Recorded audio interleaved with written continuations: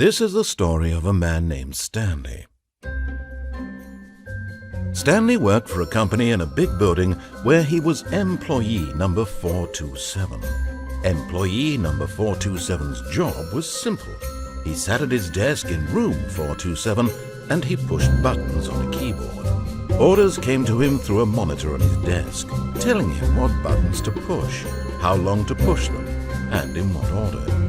This is what employee 427 did every day of every month of every year.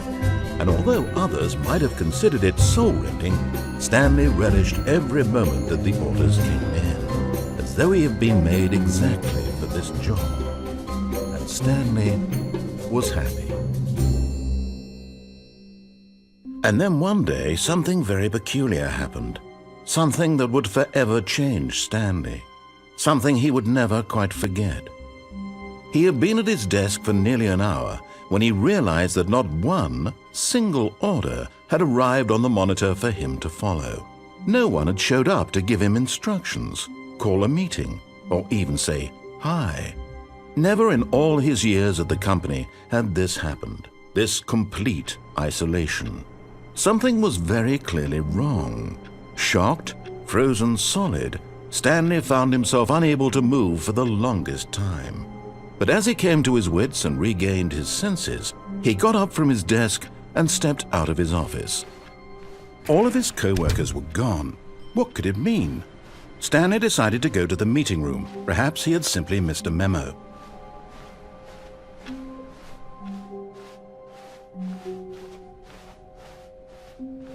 When Stanley came to a set of 2 open doors, he entered the door on his left.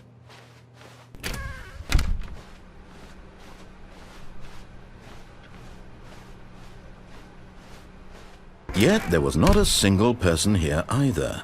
Feeling a wave of disbelief, Stanley decided to go up to his boss's office, hoping he might find an answer there. Coming to a staircase, Stanley walked upstairs to his boss's office.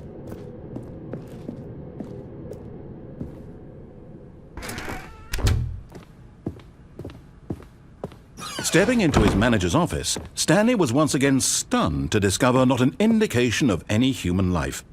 Shocked, unraveled, Stanley wondered in disbelief who orchestrated this, what dark secret was being held from him. What he could not have known was that the keypad behind the boss's desk guarded the terrible truth that his boss had been keeping from him, and so the boss had assigned it an extra secret PIN number, 2845. But of course, yet incredibly, by simply pushing random buttons on the keypad, Stanley happened to input the correct code by sheer luck. Amazing. He stepped into the newly opened passageway.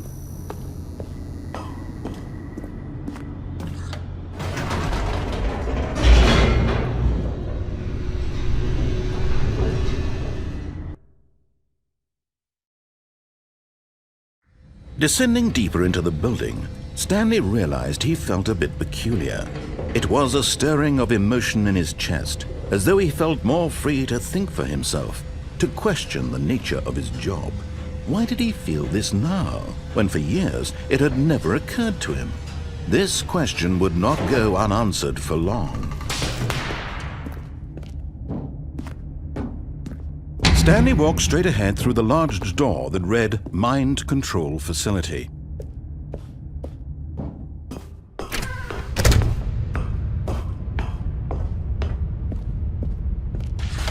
The lights rose on an enormous room packed with television screens. What horrible secret did this place hold? Stanley thought to himself. Did he have the strength to find out?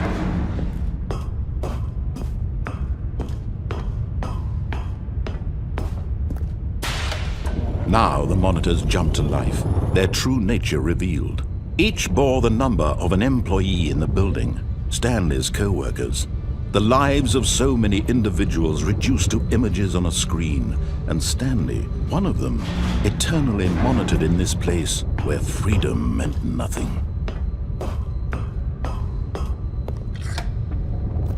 This mind control facility, it was too horrible to believe. It couldn't be true. Had Stanley really been under someone's control all this time? Was this the only reason he was happy with his boring job? That his emotions had been manipulated to accept it blindly?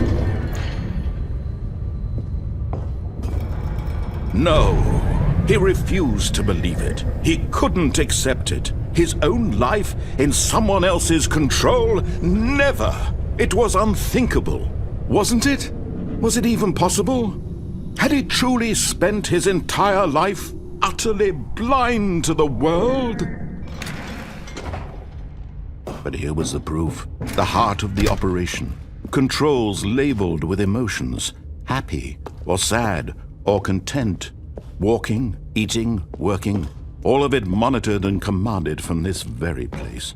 And as the cold reality of his past began to sink in, Stanley decided that this machinery would never again exert its terrible power over another human life.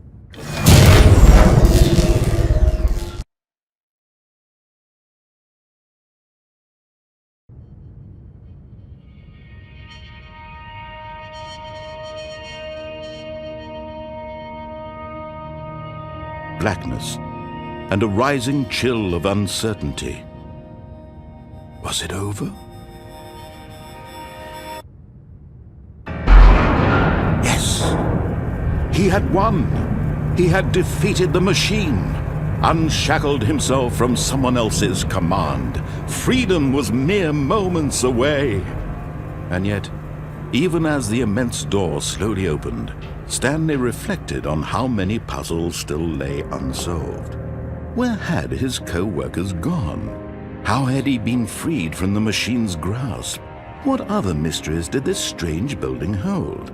But as sunlight streamed into the chamber, he realized none of this mattered to him, for it was not knowledge or even power that he had been seeking, but happiness. Perhaps his goal had not been to understand, but to let go. No longer would anyone tell him where to go, what to do, or how to feel. Whatever life he lives, it will be his. And that was all he needed to know. It was perhaps the only thing worth knowing. Stanley stepped through the open door. Stanley felt the cool breeze upon his skin, the feeling of liberation, the immense possibility of the new path before him. This was exactly the way, right now, that things were meant to happen. And Stanley was happy.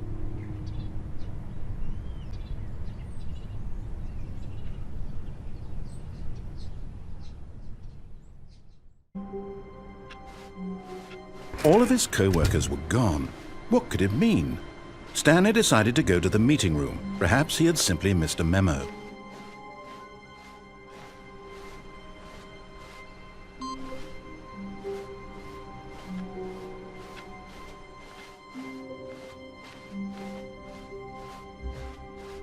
When Stanley came to a set of 2 open doors, he entered the door on his left.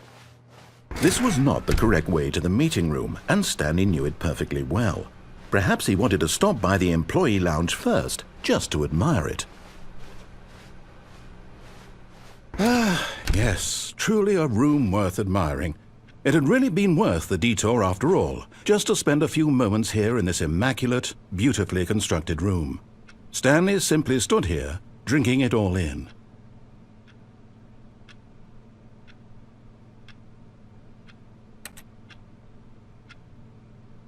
Yes, really, really worth it being here in the room.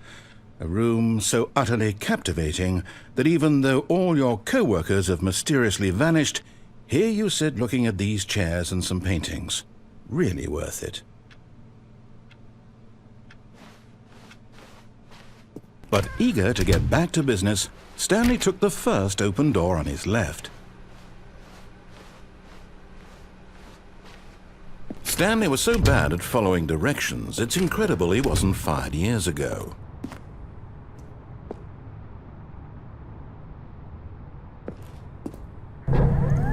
Look, Stanley, I think perhaps we've gotten off on the wrong foot here. I'm not your enemy, really, I'm not. I realize that investing your trust in someone else can be difficult, but the fact is that the story has been about nothing but you all this time. There's someone you've been neglecting, Stanley. Someone you've forgotten about. Please, stop trying to make every decision by yourself. Now, I'm not asking for me, I'm asking for her. This is it, Stanley. Your chance to redeem yourself, to put your work aside, to let her back into your life. She's been waiting.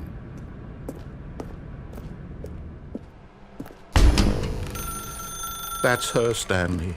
You need to be the one to do this, to reach out to her. If you can truly place your... Oh, no, you can't... Did you just unplug the phone? No, that wasn't supposed to be a choice. How did you do that? You actually chose incorrectly? I didn't even know that was possible. Let me double check.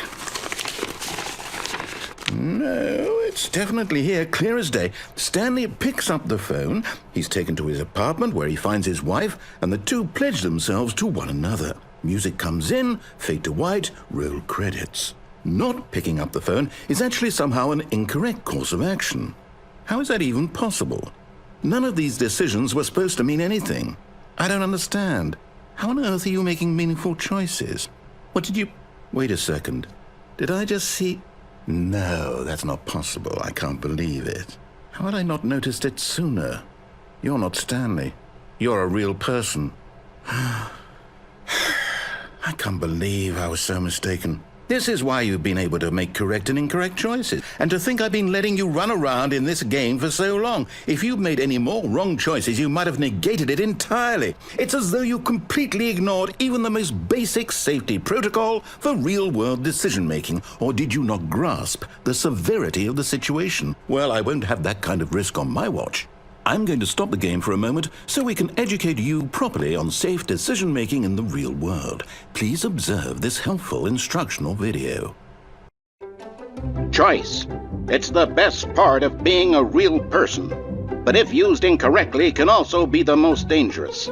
For example, in this scenario, a hypothetical real person named Rupert has a choice. He could invent a machine that eliminates food shortages across the world to make life better for all people. Or he could spend years of hard work forgetting how to read. Which choice would you make? Remember that unlike here, the real world makes sense, and at no time should you make a choice that does not conform to rational logic. If you find yourself speaking with a person who does not make sense, in all likelihood, that person is not real. Allow the person to finish their thought, then provide an excuse why you cannot continue talking. Turn to a partner and practice saying, "My goodness, is it 4:30? I'm supposed to be having a back, sack, and crack." Excellent. Making choices on a regular basis is the best part to a healthy decision-making process. Most medical professionals recommend making at least 8 choices per day. Do you make more than 8? Less? And finally, if you begin to wonder if your choices are actually meaningful and whether you'll ever make a significant contribution to the world, just remember that in the vast infiniteness of space, your thoughts and problems are materially insignificant, and the feeling should subside. At this time, your instructor will guide you in an exercise to test and reinforce the material covered in this video. Welcome back. You may have noticed that this room has begun to deteriorate as a result of narrative contradiction. But not to worry. Now that you're properly informed on good decision-making, we're going to revisit a choice you made just a few minutes ago and see what the correct thing to do would have been. This way, please.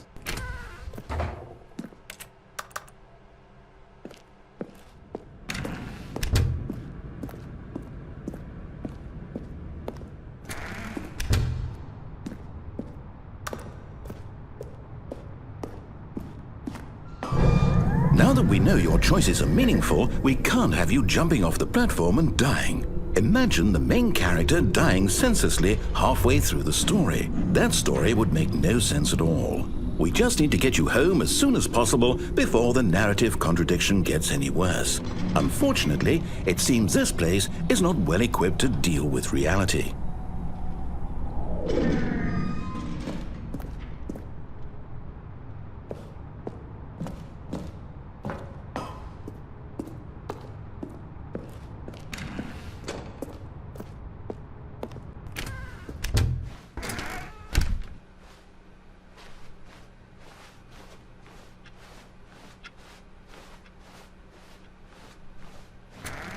almost there. You'll take the door on the left, back to the correct ending, the story will have resolution once again, and you'll be home free in the real world. Now remember, all you need to do is behave exactly as Stanley would. That means choosing responsibly and always putting the story first. I'm quite sure you'll be up to the task. Just follow my lead and you'll be fine. All right. When Stanley came to a set of 2 open doors, he entered the door on his left.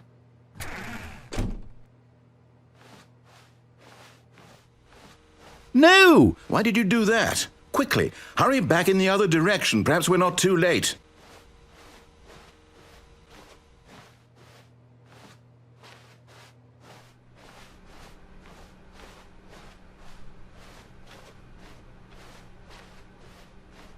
Oh, it's ruined.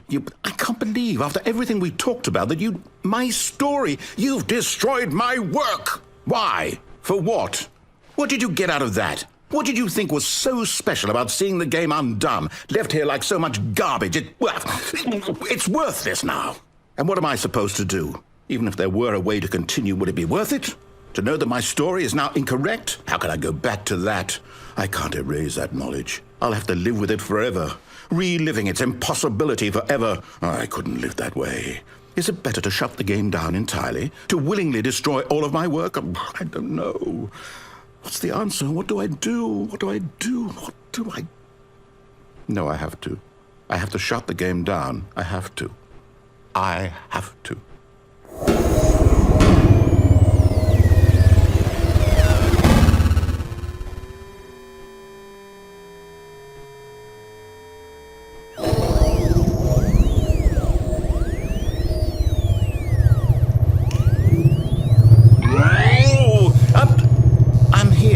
I'm still here in this pile of rubbish, with you, who thought you were so clever. Now look where we are. My entire game is destroyed. It was the only thing in the world that was mine, and you've run it into the ground. What, did you think that would be funny? You just had to see? Didn't I impress upon you how important it was to be like Stanley? He actually knows how to do what I tell him to. He understands that if I say to do something, there's a damn good reason for it. That thought hadn't even occurred to you, had it? That there's a world outside of you? You're a child. Oh, my story. If you'd just gone through the door on the left, you would have seen it. There was a whole underground facility. You would have destroyed it and been victorious. It would have been so perfect. I worked so hard on it. I tried so hard to make... behave exactly as Stanley would. That means choosing responsibly and always putting the story first. I'm quite sure you'll be up to the task. Just follow my lead and you'll be fine. All right. When Stanley came to a set of 2 open doors, he entered the door on his left. No! Why did you do that? Quickly, hurry back. Behave exactly as Stanley would. That means choosing responsibly and always putting the story first. I'm quite sure you'll be up to the task. Just follow my lead and you'll be fine. All right. When Stanley came to a set of 2 open doors, he entered the door on his left.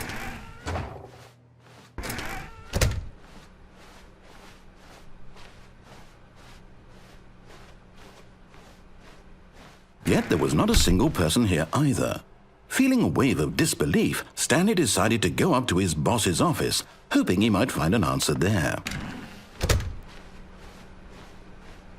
Coming to a staircase, Stanley walked upstairs to his boss's office.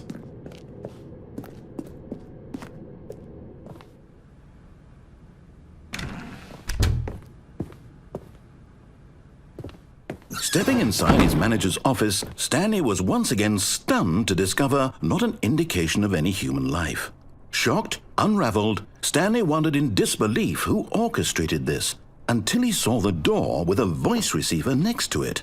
Surely behind this door lay all the answers to his questions. And beyond all probability, he knew the passcode.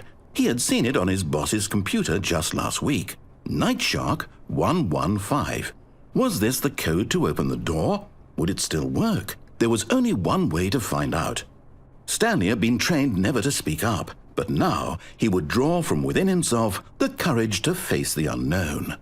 He drew a sharp breath and then spoke the code.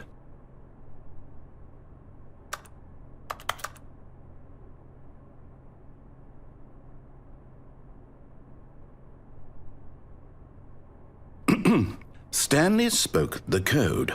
Night Shark 115. He spoke it into the receiver, right there on the wall.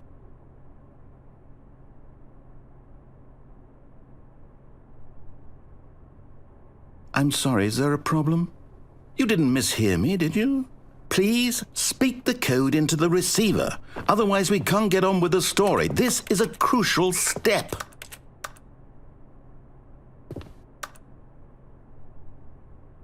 Okay, fine, you're not going to do it, but you know what?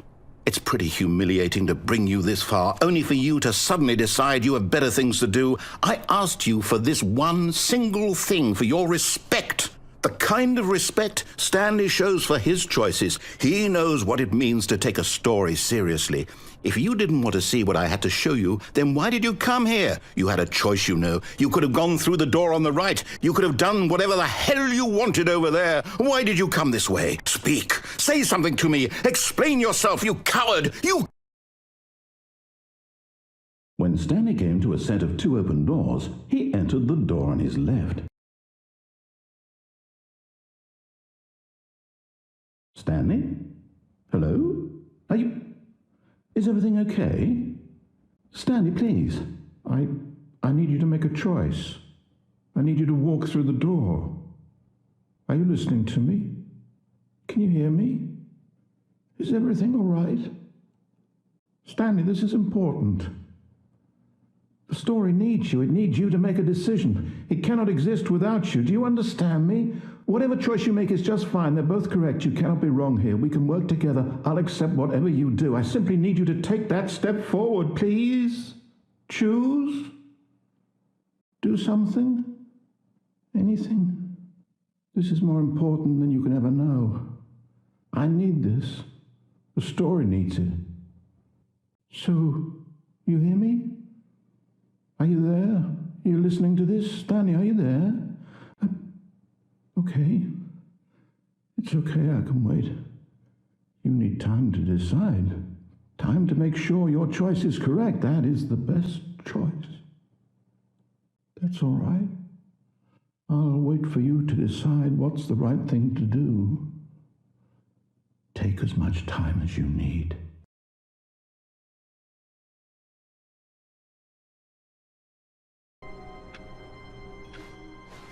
All of his co-workers were gone. What could it mean? Stanley decided to go to the meeting room. Perhaps he had simply missed a memo.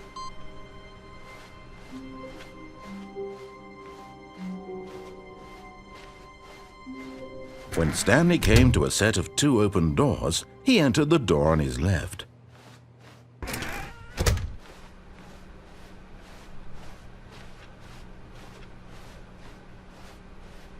Yet there was not a single person here either. Feeling a wave of disbelief, Stanley decided to go up to his boss's office, hoping he might find an answer there. Coming to a staircase, Stanley walked upstairs to his boss's office.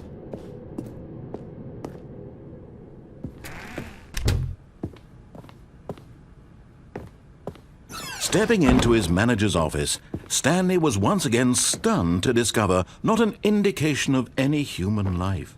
What could it mean? Stanley wondered aloud to nobody. He began wildly tearing through papers on the boss's desk, pulling books off the shelf. Stanley was in such a rush to get through the story as quickly as possible, he didn't even have a single minute to just let the narrator talk. That kind of anxiety isn't healthy. So he relaxed for a few moments with some calming New Age music.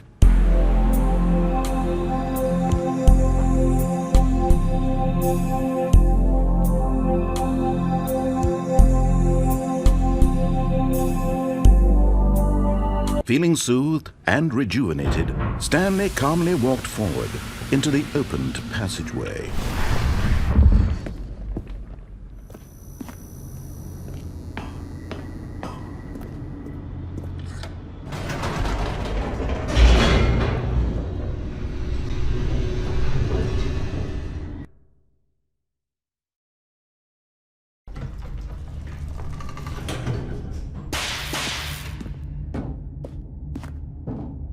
Stanley walked straight ahead through the large door that read Mind Control Facility.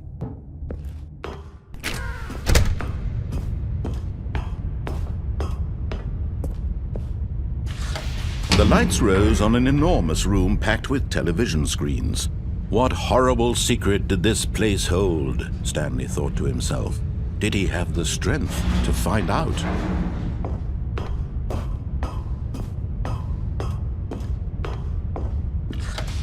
Now the monitors jumped to life, their true nature revealed. Each bore the number of an employee in the building, Stanley's co-workers. The lives of so many individuals reduced to images on a screen, and Stanley, one of them, eternally monitored in this place where freedom meant nothing. This mind control facility, it was too horrible to believe. It couldn't be true. Had Stanley really been under someone's control all this time? Was this the only reason he was happy with his boring job? That his emotions had been manipulated to accept it blindly? No, he refused to believe it. He couldn't accept it. His own life in someone else's control? Never! It was unthinkable, wasn't it? Was it even possible? Had he truly spent his entire life utterly blind to the world? But here was the proof, the heart of the operation. Controls labeled with emotions, happy or sad or content. Walking, eating, working, all of it monitored and commanded from this very place. And as the cold reality of his past began to sink in, Stanley decided that this machinery would never again exert its terrible power over another human life. For he would dismantle the controls once and for all. Oh, Stanley, you didn't just activate the controls, did you? After they kept you enslaved all these years, you go and you try to take control of the machine for yourself? Is that what you wanted? Control?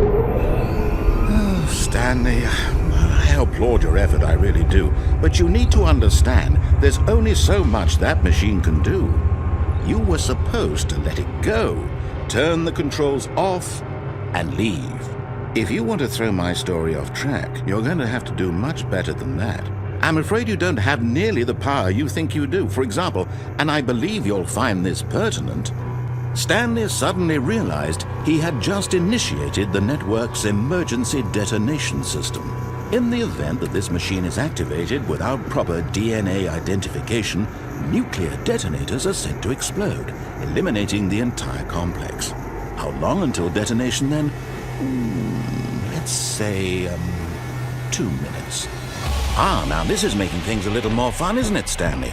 It's your time to shine. You are the star. It's your story now. Shape it to your heart's desires. Oh, this is much better than what I had in mind. What a shame we have so little time left to enjoy it.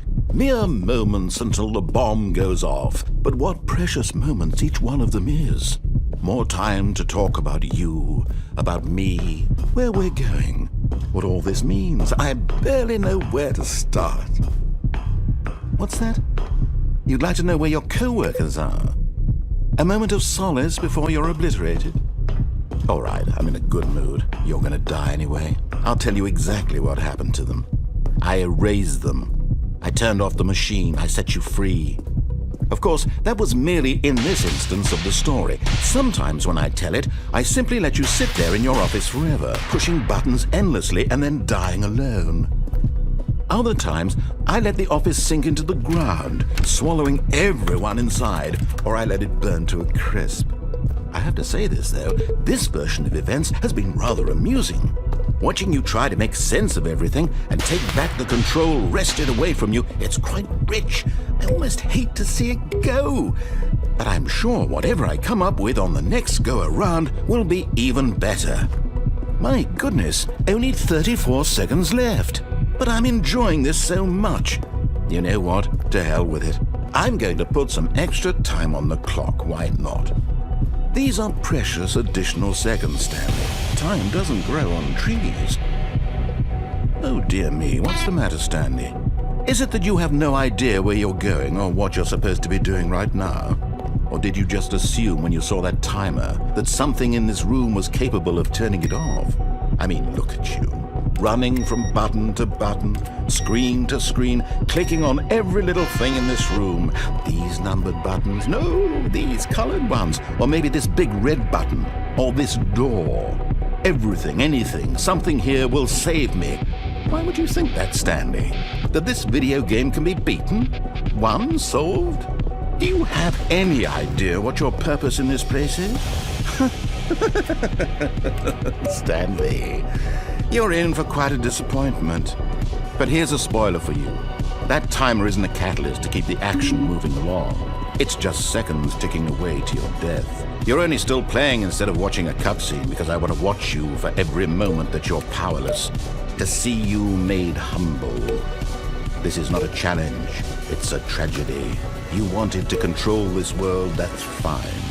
But I'm going to destroy it first, so you can't. Take a look at the clock, Stanley.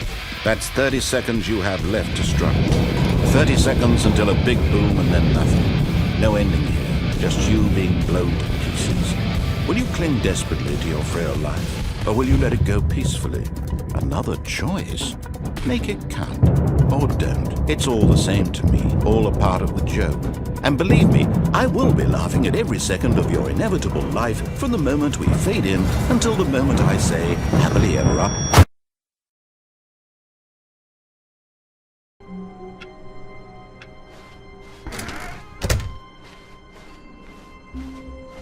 When Stanley came to a set of 2 open doors, he entered the door on his left.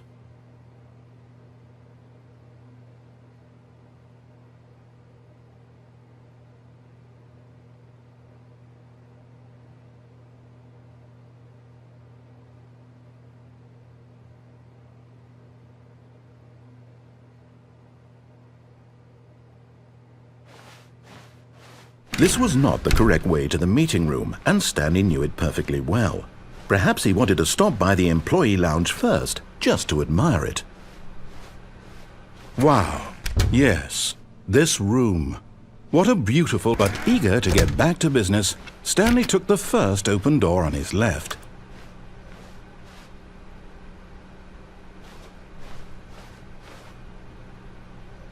Stanley was so bad at following directions, it's incredible he wasn't fired years ago. Look, Stanley, I think perhaps we've gotten off on the wrong foot here. I'm not your enemy, really, I'm not. I realize that investing your trust in someone else can be difficult, but the fact is that the story has been about nothing but you all this time. There's someone you've been neglecting, Stanley. Someone you've forgotten about. Please. Stop trying to make every decision by yourself. Now, I'm not asking for me. This is it, Stanley. Your chance to redeem yourself. To put your work aside. To let her back into your life. She's been waiting. That's her, Stanley. You need to be the one to do this. To reach out to her. If you can truly place your faith in another, then pick up the phone.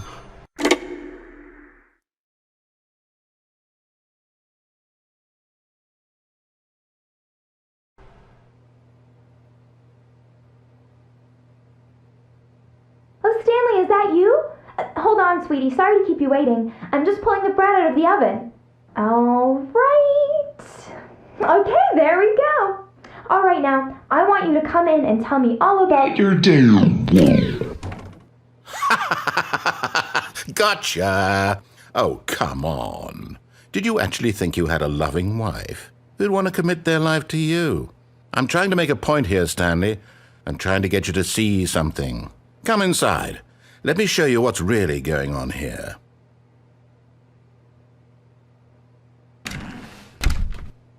This is a very sad story about the death of a man named Stanley. Stanley is quite a boring fellow. He has a job that demands nothing of him, and every button that he pushes is a reminder of the inconsequential nature of his existence. Look at him there, pushing buttons, doing exactly what he's told to do. Now he's pushing a button, Now he's eating lunch. Now he's going home. Now he's coming back to work. One might even feel sorry for him, except that he's chosen this life. But in his mind, he can go on fantastic adventures. From behind his desk, Stanley dreamed of wild expeditions into the unknown, fantastic discoveries of new lands. It was wonderful, and each day that he returned to work was a reminder that none of it would ever happen to him. And so he began to fantasize about his own job. First, he imagined that one day while at work, he stepped up from his desk to realize that all of his co-workers, his boss, everyone in the building had suddenly vanished off the face of the earth. The thought excited him terribly. So he went further. He imagined that he came to 2 open doors and that he could go through either. At last, choice. It barely even mattered what lay behind each door. The mere thought that his decisions would mean something was almost too wonderful to behold. As he wandered through this fantasy world, he began to fill it with many possible paths and destinations. Down one path lay an enormous round room with monitors and mind controls. And down another was a yellow line that weaved in many directions, and down another was a game with a baby. And he called it the Stanley Parable. It was such a wonderful fantasy, and so in his head he relived it again, and then again, and again, over and over, wishing beyond hope that it would never end, that he might always feel this free. Surely there's an answer down some new path, mustn't there be? Perhaps if he played just one more time. But there is no answer. How could there possibly be? In reality, all he's doing is pushing the same buttons he always has. Nothing has changed. The longer he spends here, the more invested he gets, the more he forgets which life is the real one. And I'm trying to tell him this, that in this world he can never be anything but an observer, that as long as he remains here, he's slowly killing himself. But he won't listen to me. He won't stop. Here, watch this. Stanley, the next time the screen asks you to push a button, do not do it.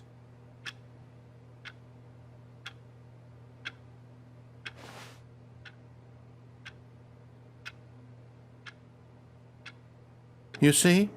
Can he just not hear me? How can I tell him in a way that he'll understand that every second he remains here, he's electing to kill himself? How can I get him to see what I see? How can I make him look at himself? I suppose I can't, not in the way I want him to. But I don't make the rules. I simply play to my intended purpose, the same as Stanley. We're not so different, I suppose. I'll try once more to convey all this to him. I'm compelled to. I must. Perhaps, well, maybe this time he'll see. Maybe this time. And I tried again, and Stanley pushed a button. And I tried again, and Stanley pushed a button. And I tried.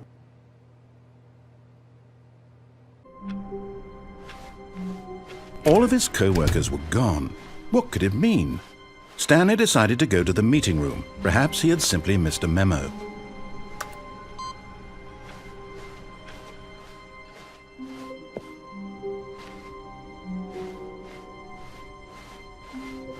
When Stanley came to a set of 2 open doors, he entered the door on his left.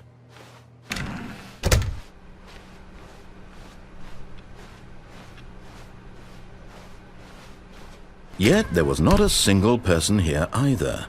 Feeling a wave of disbelief, Stanley decided to go up to his boss's office, hoping he might find an answer there. Coming to a staircase, Stanley walked upstairs to his boss's office.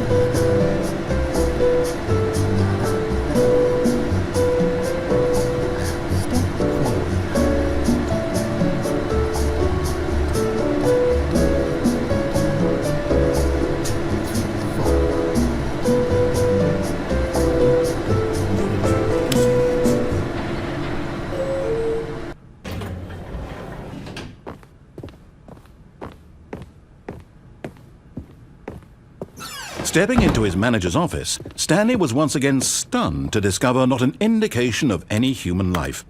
Shocked, unraveled, Stanley wondered in disbelief who orchestrated this. What dark secret was being held from him? What he could not have known was that the keypad behind the boss's desk guarded the terrible truth that his boss had been keeping from him. And so the boss had assigned it an extra secret PIN number, 2845. But of course, Stanley couldn't possibly have known this.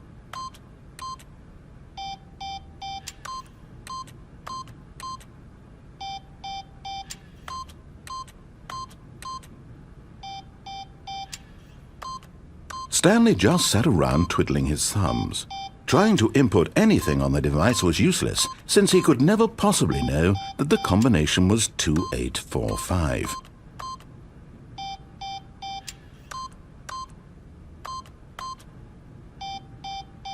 Two, 8, 4, 5.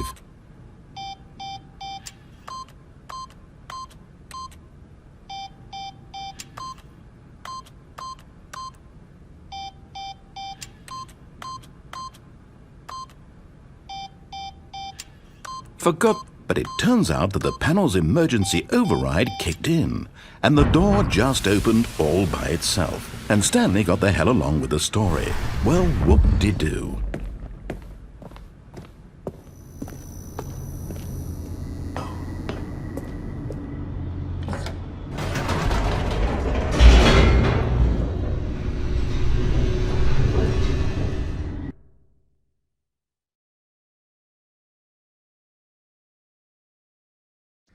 Descending deeper into the building, Stanley realized he felt a bit peculiar. It was a stirring of emotion in his chest, as though he felt more free to think for himself, to question the nature of his job. Why did he feel this now, when for years it had never occurred to him? This question would not go unanswered for long. Stanley walked straight ahead through the large door that read Mind Control Facility. Although this passageway had the word Escape written on it, the truth was that at the end of this hall, Stanley would meet his violent death. The door behind him was not shut. Stanley still had every opportunity to turn around and get back on track. At this point, Stanley was making a conscious, concerted effort to walk forward and willingly confront his death.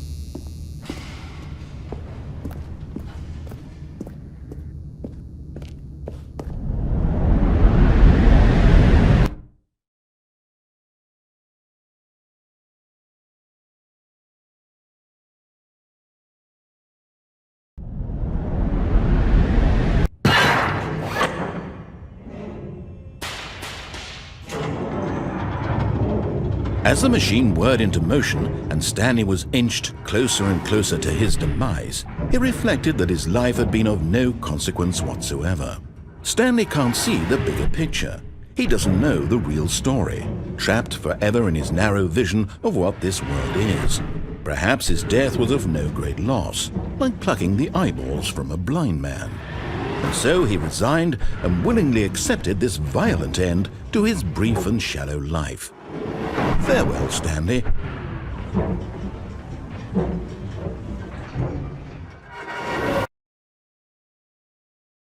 "Farewell, Stanley," cried the narrator, as Stanley was led helplessly into the enormous metal jaws. In a single visceral instant, Stanley was obliterated as the machine crushed every bone in his body, killing him instantly.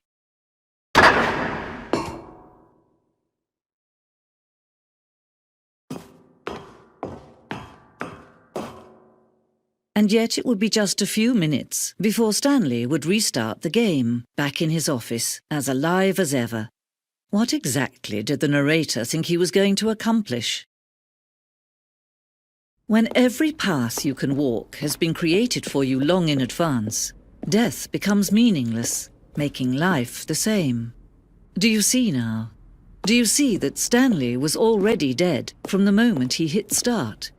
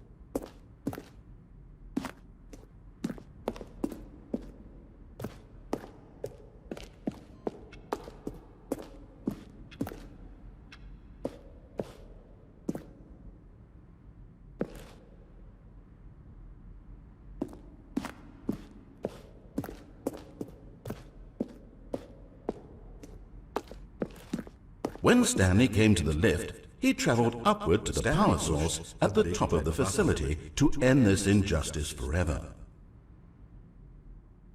Now then, this elevator for sure would get him right back on track to where he was supposed to be in the story.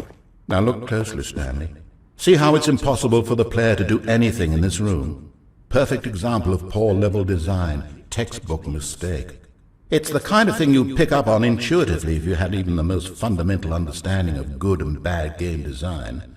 But of course, you being you, you'll probably spend the next hour trying to solve it. Here, I'm just going to make this easy on you. Then he pushed the number 8.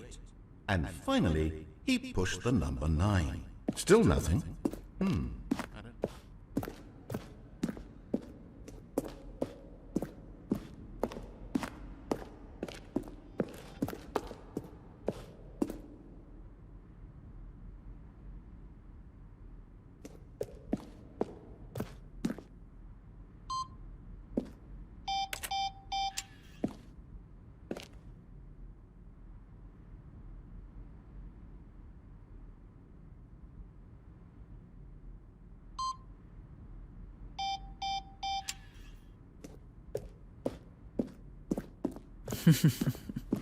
Oh, look at these two. How they wish to destroy one another. How they wish to control one another. How they both wish to be free.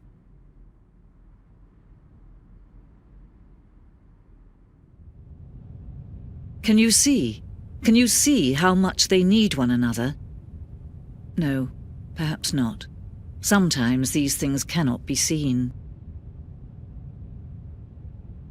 But listen to me. You can still save these two. You can stop the program before they both fail. Push escape and press quit. There's no other way to beat this game. As long as you move forward, you'll be walking someone else's path. Stop now and it'll be your only true choice. Whatever you do, choose it. Don't let time choose for you. Don't let...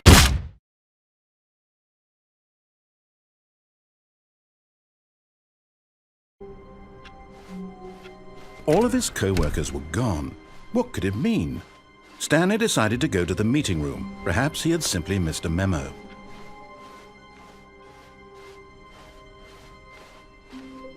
When Stanley came to a set of 2 open doors, he entered the door on his left.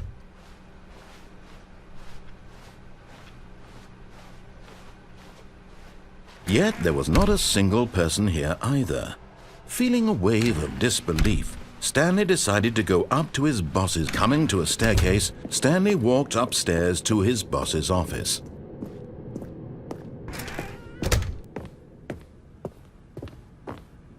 Stepping into his manager's office, Stanley was once again stunned to discover not an indication of any human life.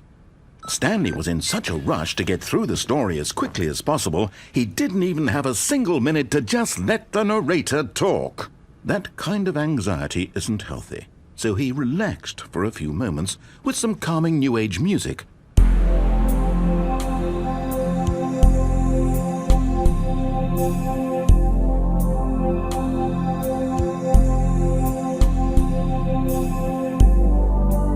Feeling soothed and rejuvenated, Stanley calmly walked forward into the opened passageway.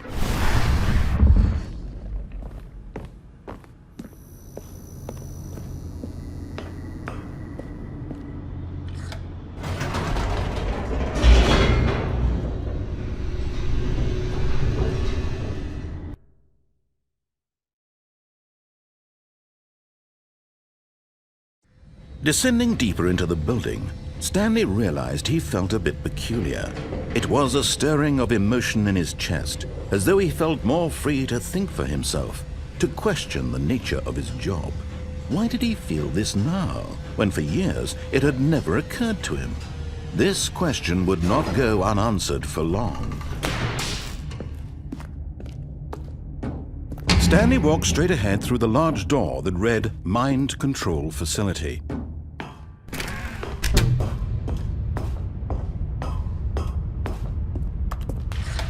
The lights rose on an enormous room packed with television screens.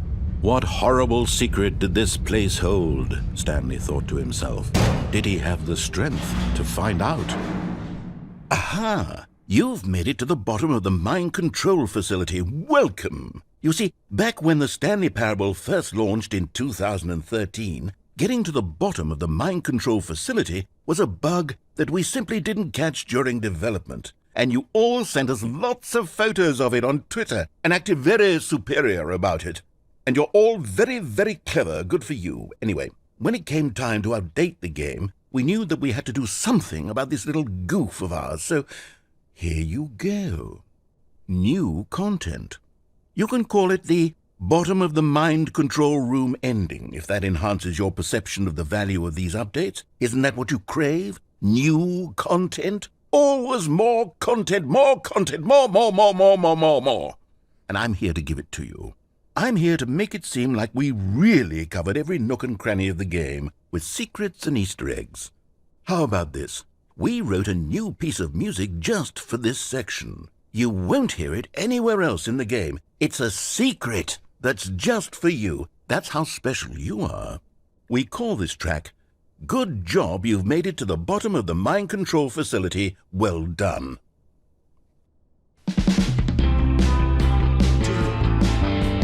Good job, you did it.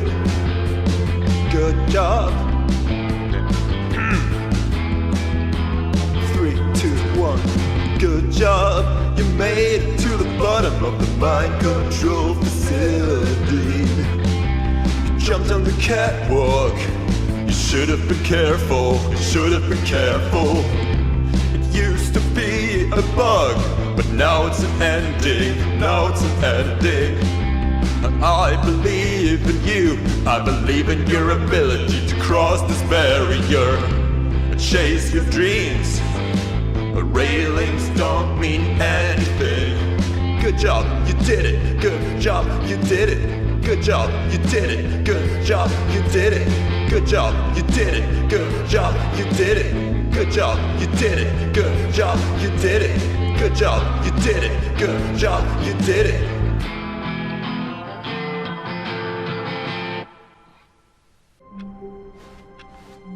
All of his co-workers were gone. What could it mean? Stanley decided to go to the meeting room. Perhaps he had simply missed a memo.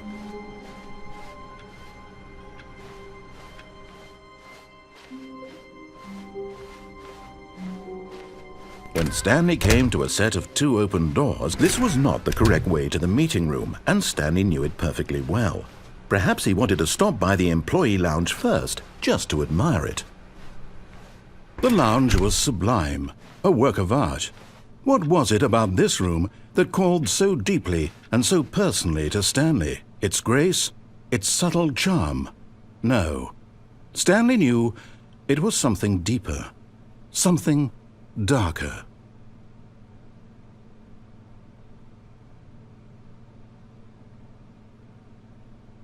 Yes, really, really worth it being here in the room.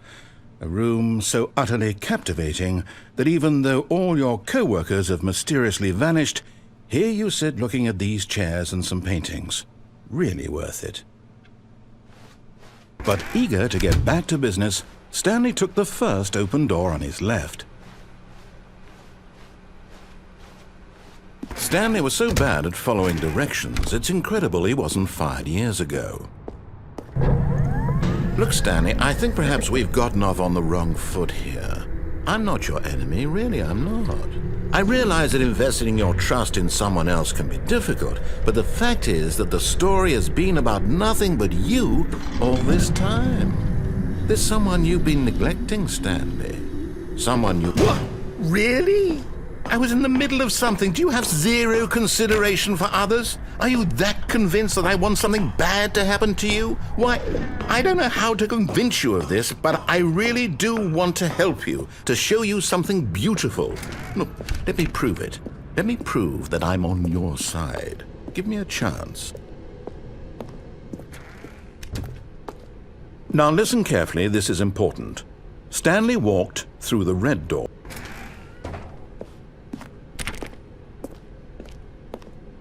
Aha, perhaps you misunderstood. Stanley walked through the red door. I still don't think we're communicating properly. Stanley walked through the red door. All right, fine. Go ahead, Stanley. You want to know so badly what's out there? You want to find out what lies at the end of this road you've chosen? Well, don't let me stop you. You see? There's nothing here. I haven't even finished building this section of the map because you were never supposed to be here in the first place. Broken rooms, exposed developer textures. Is this what you had wanted? Was it worth ruining the entire story I had written out specifically for you? Do you not think I put a lot of time into that? Because I did. And in the end, it was all for nothing. Because this is what you wanted to see. Help me here, Stanley. Help elucidate these strange and unknowable desires of yours. What would have made this game better? What did you want to see? Vehicles? Skill trees? Work with me. You've given me absolutely nothing so far. Tell you what. Let me take a stab in the dark at a new design, and you can give me some feedback. There we go. A third option. This already feels leaps ahead of where we were before. Go ahead, Stanley. Take it for a spin. Okay, I'm going to stop you there. Now, tell me about your experience with this new version. Would you say that the game benefited from allowing you more choices?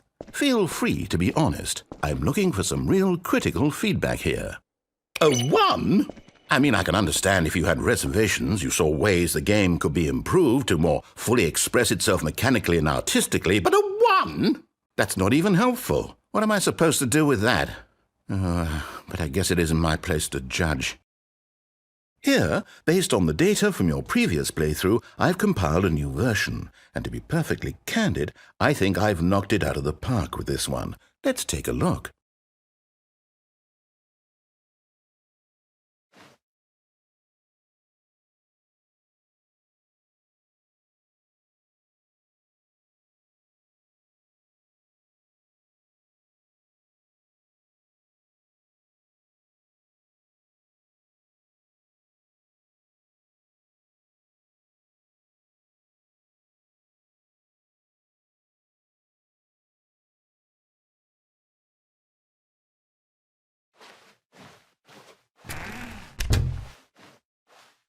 Now, would you say that competitive leaderboard helped you feel motivated to keep walking through doors? Again, honest answers, please.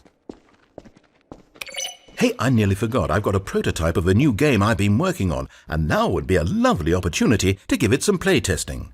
You wouldn't mind taking a look at it, would you? Perfect. Let me boot it up. In this game, the baby crawls left towards danger. You click the button to move him back to the right, and if he reaches the fire, you fail. It's a very meaningful game, all about the desperation and tedium of endlessly confronting the demands of family life. I think the art world will really take notice. But of course, the message of the game only becomes clear once you've been playing it for about 4 hours. So why don't you give it 4 hours of play to make sure it's effective? Be sure to keep notes on your experience.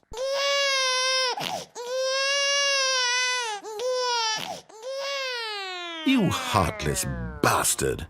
Did you do it because you hate babies or purely to spite me? Because if it's the latter, well, I don't know what to do. I'm completely out of ideas. I can't think of a single thing that might improve the experience for me. I'm not even going to try.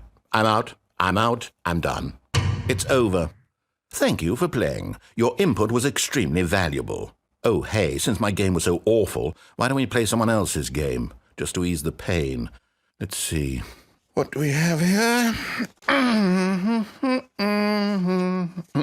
Yes, this seems like it'll work. Let's give it a shot.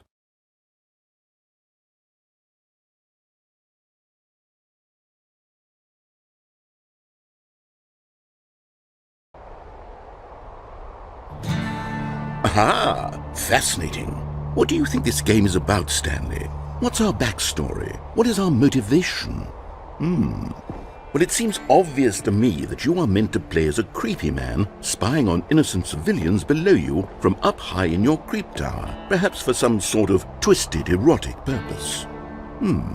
Yes, that must be it. What a fascinating venture into the experience of total mental depravity. So far, I love everything about this game, Stanley, and it seems there's even more. Come, let's venture outward and see what else is out there.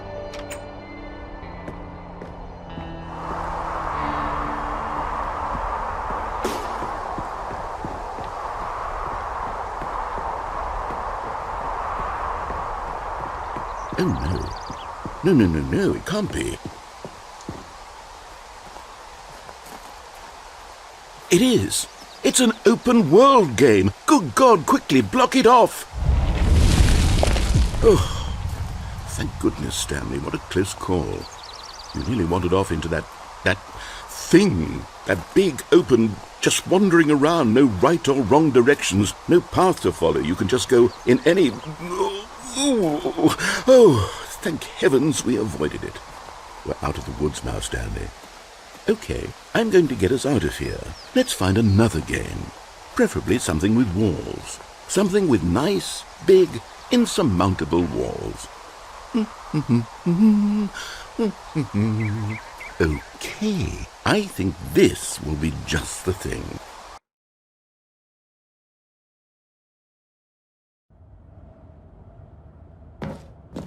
Wonderful. See, this is exactly what I had in mind. Just a nice big box for you to run around in. There isn't any possibility that you could get lost here. Now this is game design. Stanley, if you manage to get lost in this game, I will be phenomenally impressed.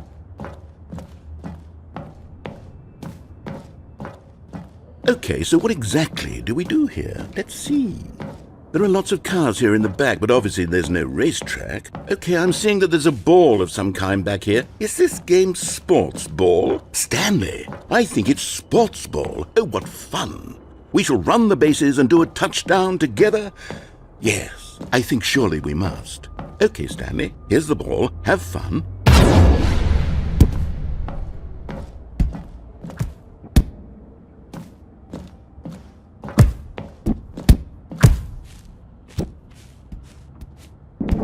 Are you doing it? Are you winning? Is this fun? Is it better than my miserable little story? Hold on. What are you doing?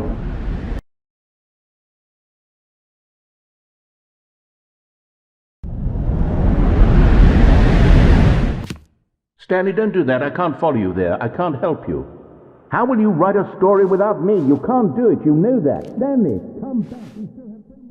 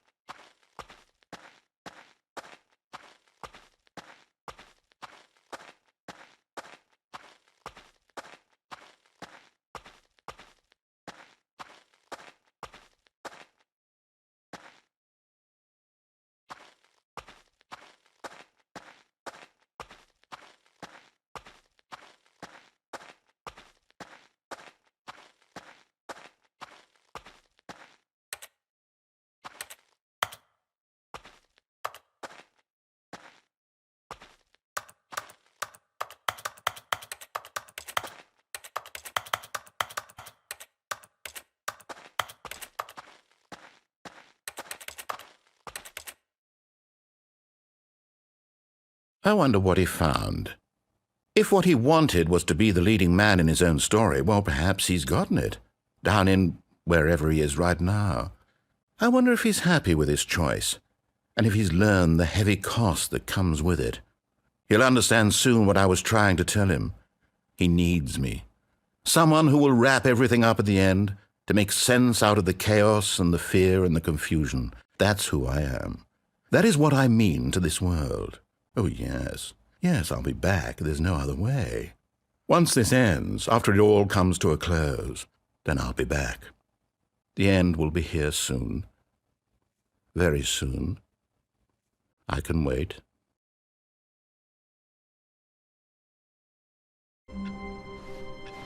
All of his co-workers were gone. What could it mean? Stanley decided to go to the meeting room. Perhaps he had simply missed a memo.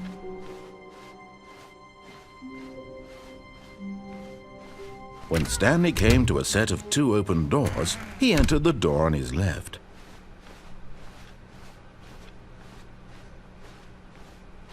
Yet there was not a single person here either. Feeling a wave of disbelief, Stanley decided to go up to his boss's office. Coming to a staircase, Stanley walked upstairs to his boss's office. Okay, I think we all know the drill by now. Blah, blah, blah. Dark secrets, the keypad. Stanley pushes some buttons. Oh, hey, look, it's a new passageway. Quelle surprise.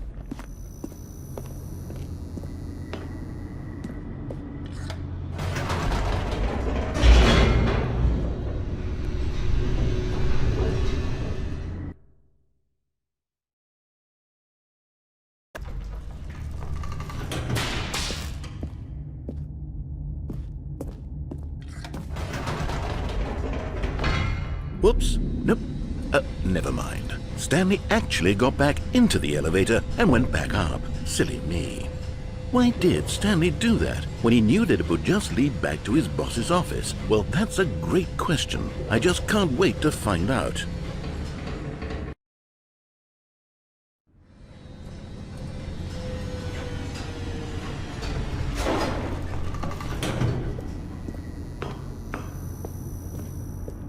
Here we are, Stanley. It's your boss's office. Exactly the way it was before you got onto the elevator.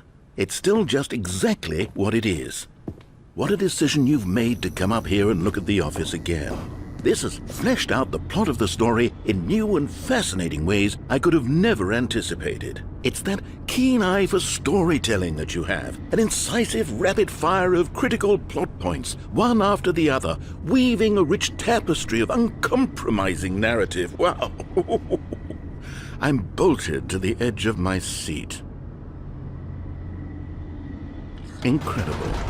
Now he's getting back into the elevator and going down again. Ladies and gentlemen, how does he keep coming up with all of this?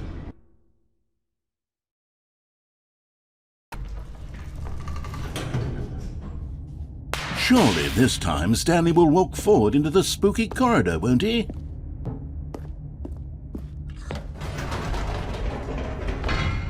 Did you think we were going to go forward down the spooky corridor? No. It's time once again to go back up in the elevator. I can't even begin to grapple with what might be up there. Is it the boss's office again? Or what if it's the boss's office this time? The suspense is killing me.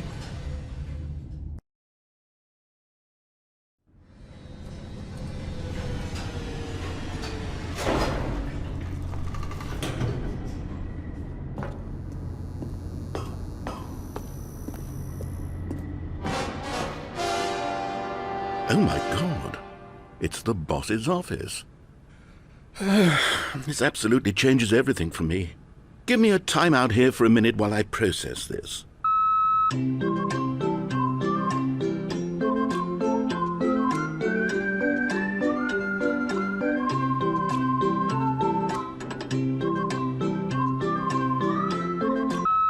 Okay, I'm ready.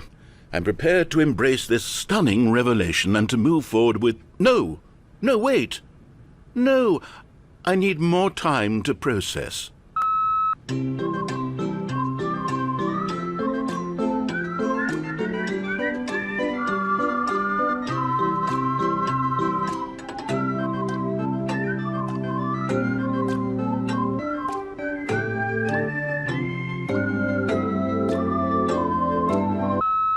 All right.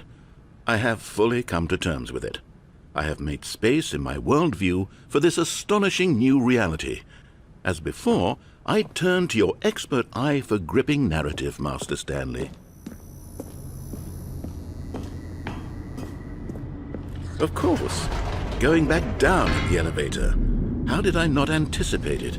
I mean, sure, now it's obvious, but you have to understand that 30 seconds ago, this kind of thing had never been attempted before. I had no frame of reference to even anticipate it. That's just how revelatory Stanley's decision-making is, a breath of fresh air in a landscape of storytelling that has grown stale and repetitive.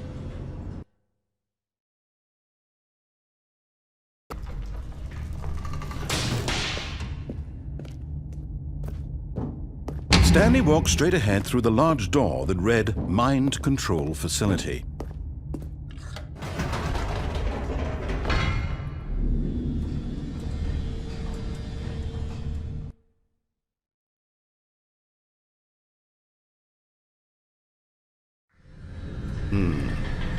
You know what?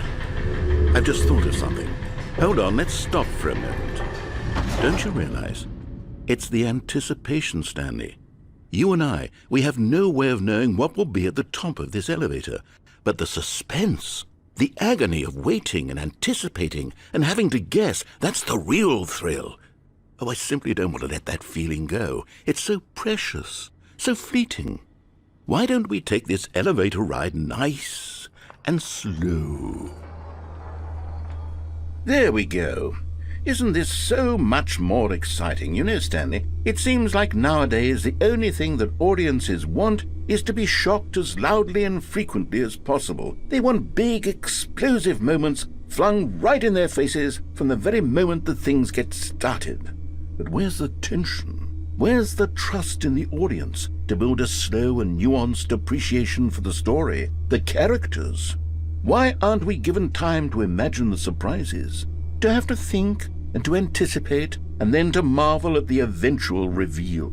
This is storytelling, Stanley. What you and I are doing right now. This is the most exciting narrative to be developed in years, and it's really all because of you. You're the one who took this bold step of revisiting the exact same locations over and over. Truly, I mean it. This is unique and different. It's not like anything else out there. You see, I want stories that surprise me, Stanley. I want to have to think. I want to be engaged and not pandered to. We're being fed such unimaginative drivel all the time, and we all know it, which is why we're so starved for content that makes us feel sharp and vital and alive. That's why people like you so much, Stanley, because you're not afraid to spit in the face of tradition. You're a role model, you know? People look up to you, which is why, oh, I didn't know when to spring this on you, but, well, I've gathered a little press conference for you so that you can talk about your work and your storytelling and your life. Yes, I know you're not much for the public eye, but I thought it would especially mean a lot to the people who have been following you from the beginning. They really look up to you, Stanley. I don't know if you realize the impact you have on them. This is the kind of gesture that might leave a tremendous impact on them for the better. Oh good, we're here. Okay, the room where we're holding the press conference should be just around the corner here somewhere.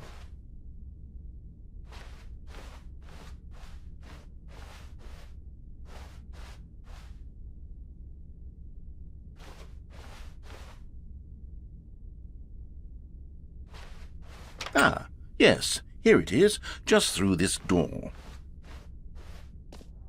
All right, are you ready? I've told them you're going to speak a little bit about the nature of surprise in storytelling and what it means to craft a truly unpredictable narrative. Oh, don't worry, you'll do great. Just be yourself and speak from the heart. I'm really proud of you, Stanley. Okay, it looks like they're ready for you. Go get them.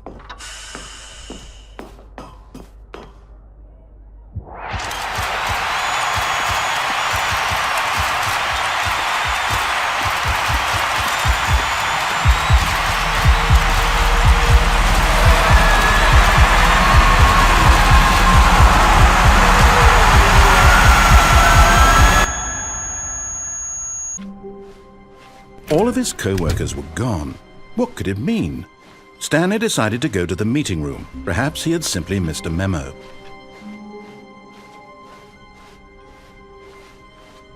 When Stanley came to a set of 2 open doors, he entered the door on it. This was not the correct way to the meeting room, and Stanley knew it perfectly well. Perhaps he wanted to stop by the employee lounge first, just to admire it. Ah, yes, truly a room worth admiring. It had really been worth the detour after all, just to spend a few moments here in this immaculate, beautifully constructed room. Stanley simply stood here, drinking it all in.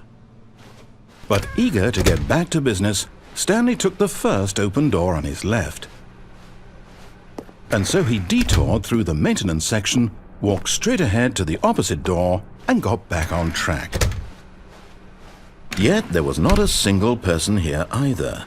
Feeling a wave of disbelief, Stanley decided to go up to his boss's office, hoping he might find an answer. Coming to a staircase, Stanley walked upstairs to his boss's office.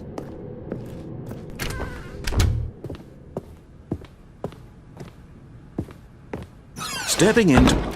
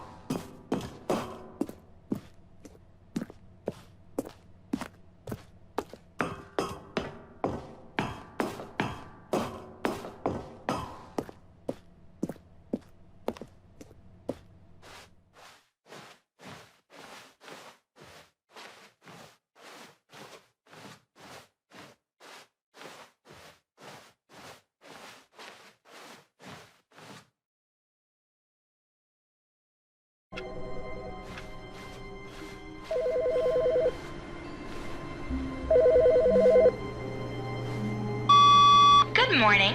Thank you for contacting the Future Happiness Foundation. We are confirming your shipment of 1,327 cardboard boxes to your place of work. Can you verify that this is correct?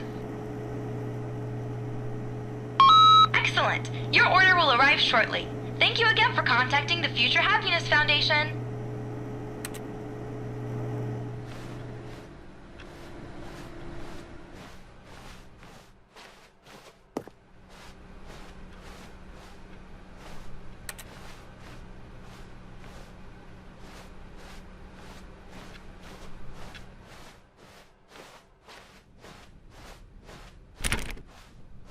When Stanley came to a set of 2 open doors, he entered the door on his left. This was not the correct way to the meeting room, and Stanley knew it perfectly well.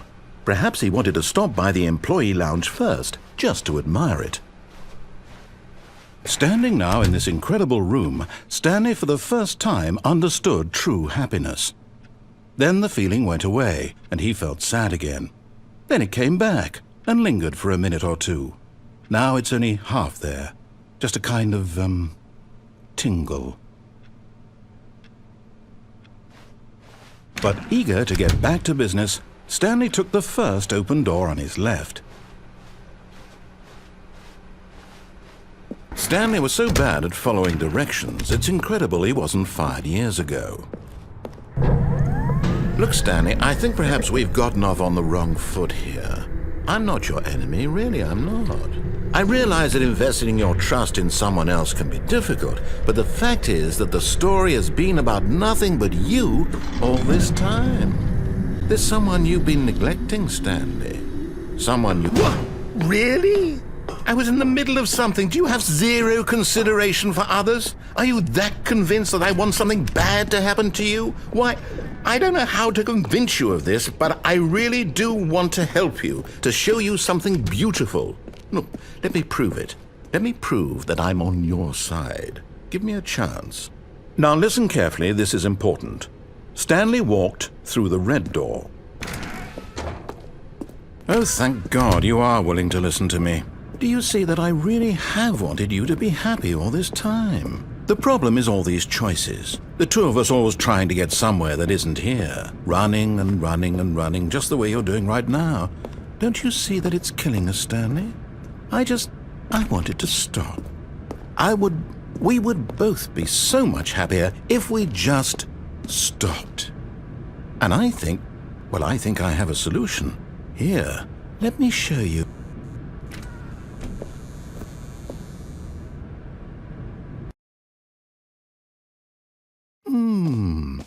What do we want? What are we looking for? Here. Yes. Oh, it's beautiful, isn't it? If we just stay right here, right in this moment with this place, Stanley, I think I feel happy. I actually feel happy.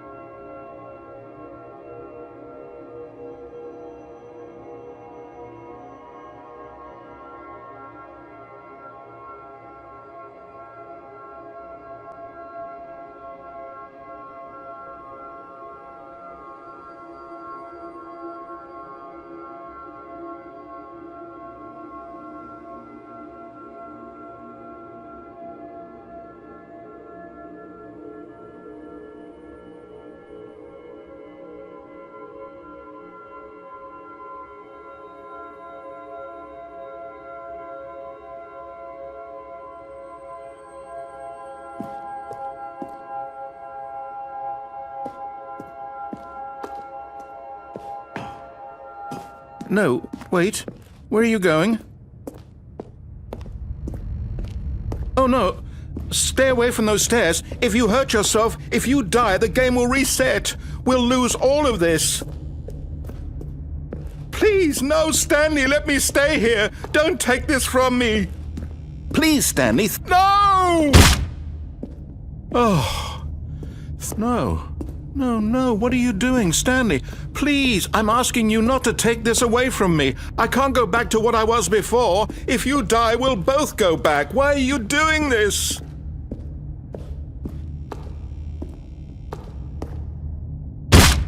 Stanley, let's go back to the other room. Can you do that for me? My God, is this really how much you dislike my game? That you'll throw yourself from this platform over and over to be rid of it? You are literally willing to kill yourself to keep me from being happy. Am I reading the situation correctly?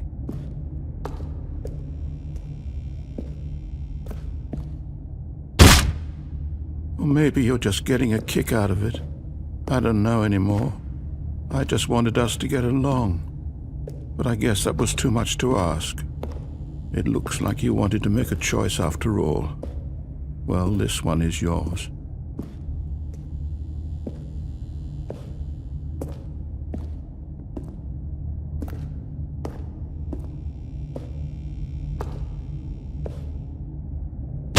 Is it over? It's going to restart, isn't it? I'm going back.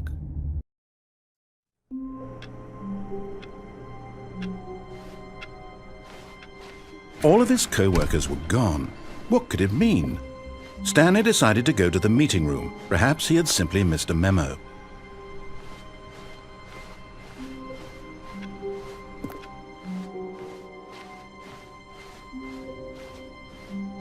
When Stanley came to a set of 2 open doors, he entered the door on his left.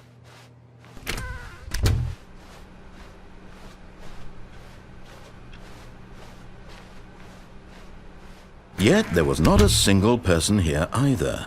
Feeling a wave of disbelief, Stanley decided to go up to his boss's office, hoping he might... Stanley stepped into the broom closet, but there was nothing here, so he turned around and got back on track.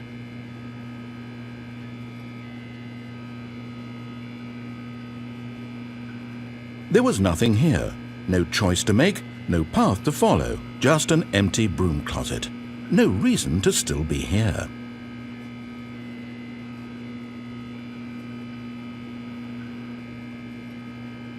It was baffling that Stanley was still just sitting in the broom closet.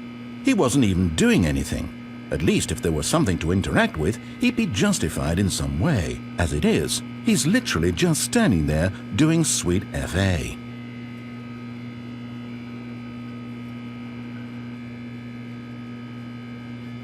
Are you really still in the broom closet? Standing around doing nothing? Why? Please offer me some explanation here. I'm genuinely confused.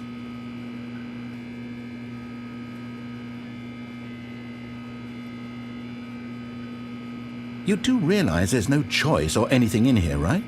If I'd said Stanley walked past the broom closet, at least you would have had a reason for exploring it to find out.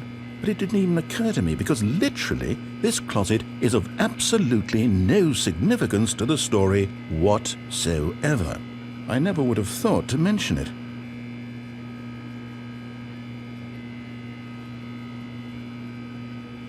Maybe to you this is somehow its own branching path. Maybe when you go talk about this with your friends you'll say, "Oh, did you get the broom closet ending? The broom closet ending was my favourite." I hope your friends find this concerning.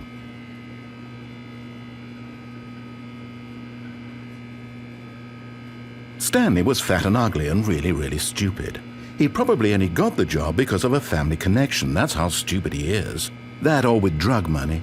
Also, Stanley is addicted to drugs and hookers.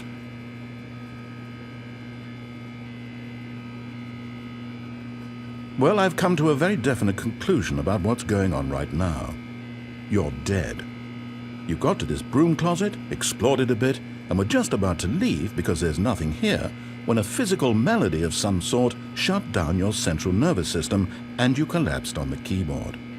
Well, in a situation like this, the responsible thing is to alert someone nearby so as to ensure that your body is taken care of before it begins to decompose. Hello? Anyone who happens to be nearby? The person at this computer is dead. They have fallen prey to any number of your countless human physiological vulnerabilities. It's indicative of the long-term sustainability of your species.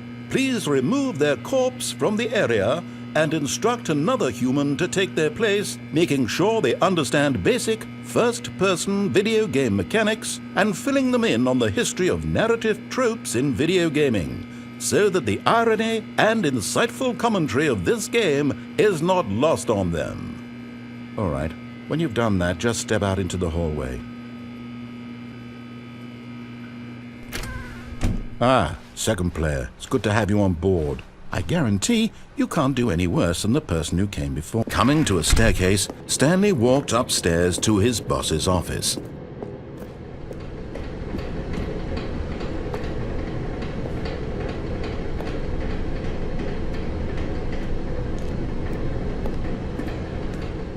But Stanley just couldn't do it. He considered the possibility of facing his boss, admitting he had left his post during work hours. He might be fired for that. And in such a competitive economy, why had he taken that risk? All because he believed everyone had vanished? His boss would think he was crazy. And then something occurred to Stanley. Maybe, he thought to himself, maybe I am crazy. All of my co-workers blinking mysteriously out of existence in a single moment for no reason at all. None of it made any logical sense. And as Stanley pondered this, he began to make other strange observations. For example, why couldn't he see his feet when he looked down? Why did doors close automatically behind him wherever he went? And for that matter, these rooms were starting to look pretty familiar. Were they simply repeating? No, Stanley said to himself, this is all too strange. This can't be real.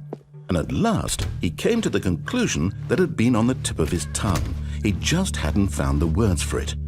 "I'm dreaming!" he yelled. This is all a dream. Oh, what a relief Stanley felt to have finally found an answer, an explanation. His co-workers weren't actually gone. He wasn't going to lose his job. He wasn't crazy after all.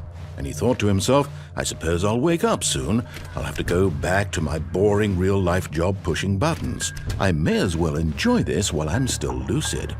So he imagined himself flying and began to gently float above the ground.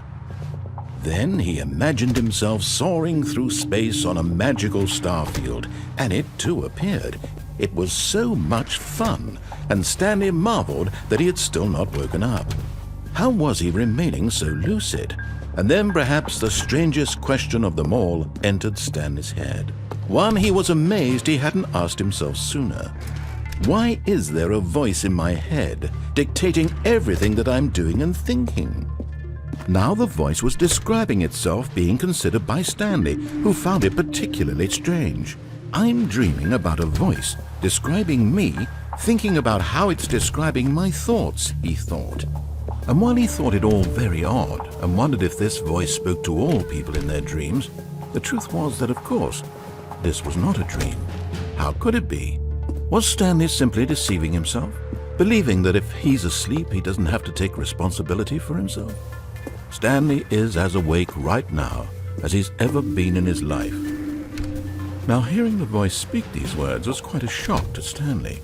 After all, he knew for certain, beyond a doubt, that this was in fact a dream.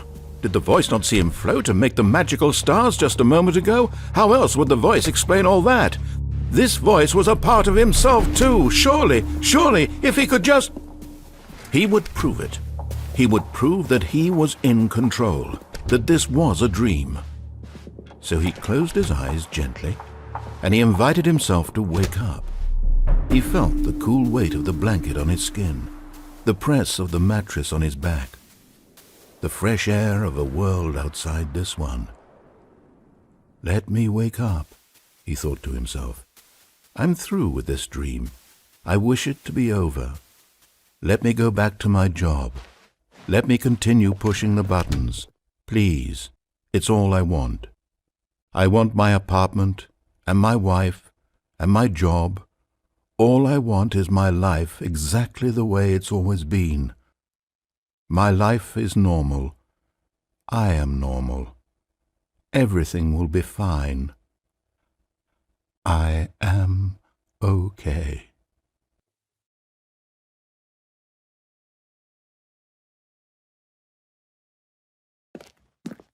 Stanley began screaming. Please, someone, wake me up. My name is Stanley.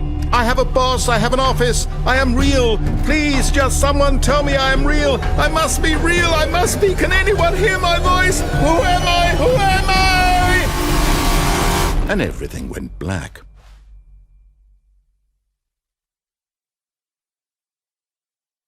This is the story of a woman named Mariella.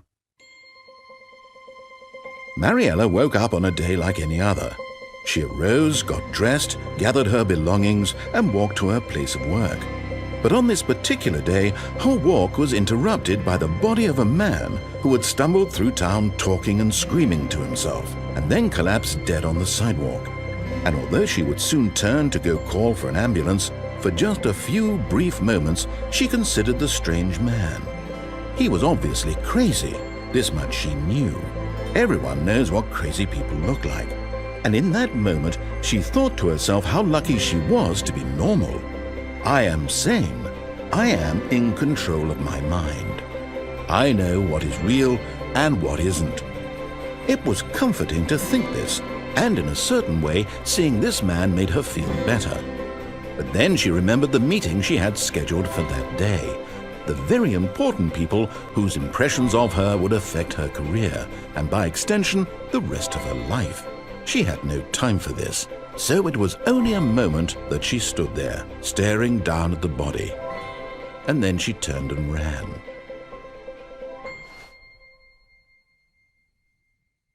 It's incredible he wasn't fired years ago.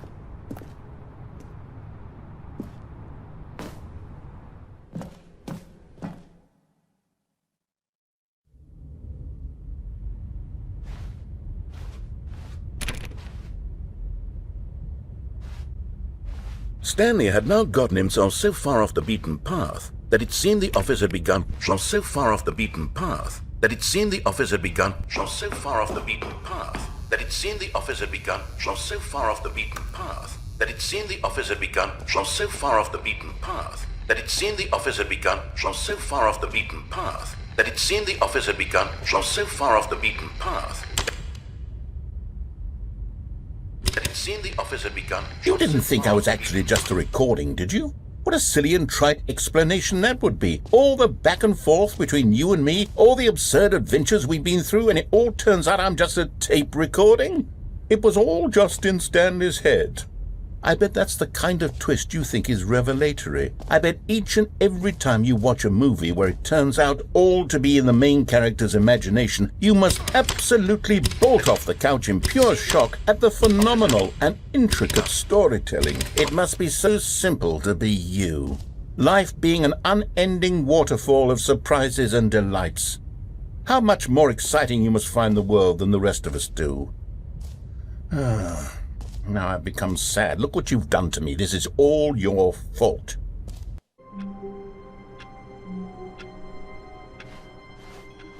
I can't wait to tell this story to my co-workers, Stanley thought. How amusing they'll find it. Oh, won't we all just laugh and laugh at the time I thought everyone had gone missing.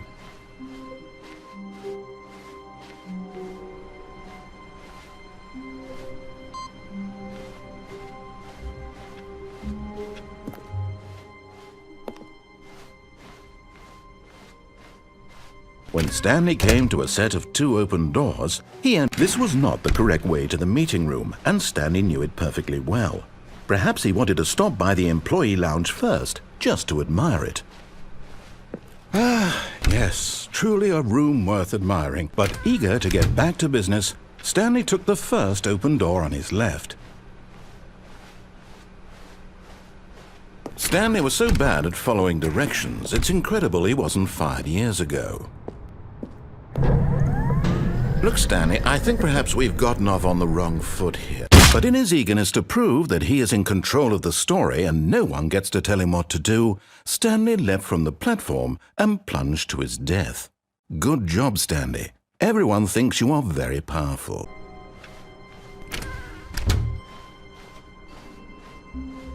When Stanley came to a set of 2 open doors, he entered the door on his left. This was not the correct way to the meeting room, and Stanley knew it perfectly well. Perhaps he wanted to stop by the employee lounge first, just to admire it. Ah, yes, truly a room worth admiring.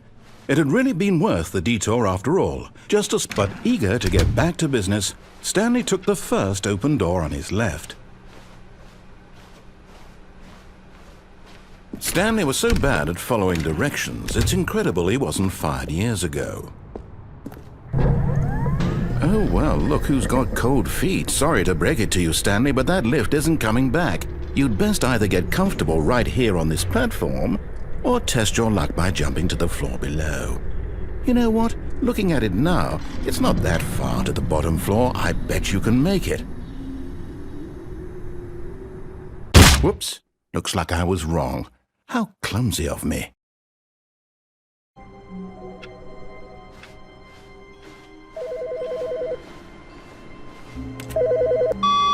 Hello. This is a recorded message scheduled either by you or a person in your place of work. The purpose of this message is to warn you about the dangers of recorded messages. If at any time you believe you are listening to a recorded message, please terminate it immediately and cease all flow of information from the recorded message into your perceptual sphere. Thank you, and have a pleasant day.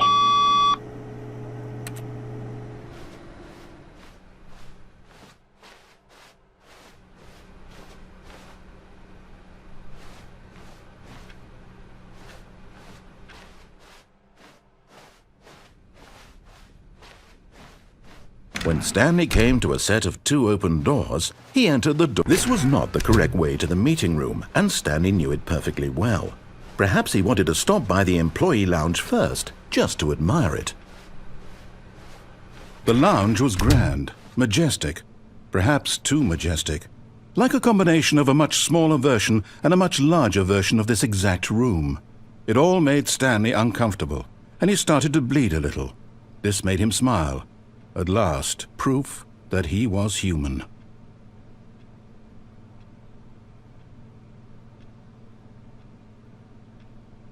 Yes, really. But eager to get back to business, Stanley took the first open door on his left.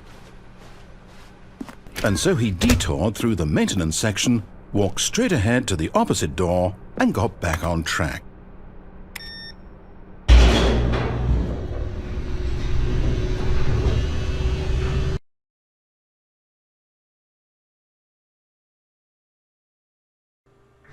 But Stanley didn't want to go back to the office. He wanted to wander about and get even further off track. So now in order to get back, he needed to go, from here it's, left. Oh, no, it's to the right, my mistake. No, not the right. Why would I have ever said it was to the right? What was I thinking? It's clearly... Oh dear, would you hold on for a minute, please? Now, let's see. We went down right, left, down, left, right. Yep, okay, yes. I've got it now. This story is absolutely, definitely this way.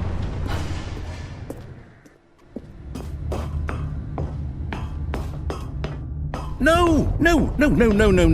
This isn't right at all. You're not supposed to be here yet. This is all a spoiler. Quick, Stanley, close your eyes. Okay.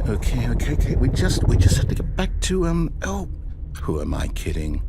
It's all rubbish now. The whole story completely unusable. How about, rather than waste my time trying to salvage this nonsense, we'll just restart the game from the beginning. And this time, suppose we don't wander so far off track, Okay, from the top. All of his co-workers were gone. What could it mean? Stanley decided to go to the meeting room. Perhaps he had simply missed a memo.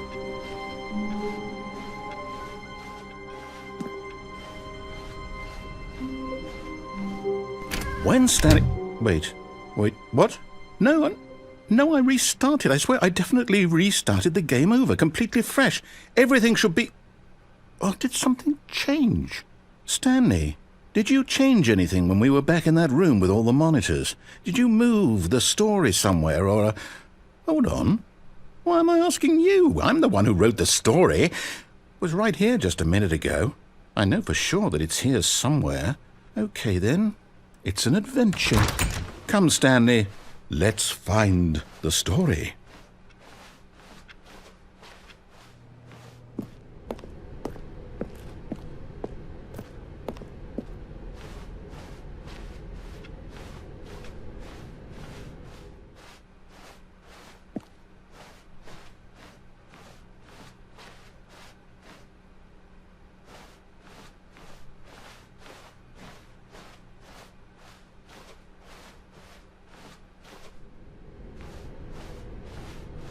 I'll say it. This is the worst adventure I've ever been on. I can promise you there definitely was a story here before. Do we need to restart the game again? Well, I find it unlikely that we'll ever progress by starting over and over again, but it's got to be better than this. Okay, let's give it a shot. Why not?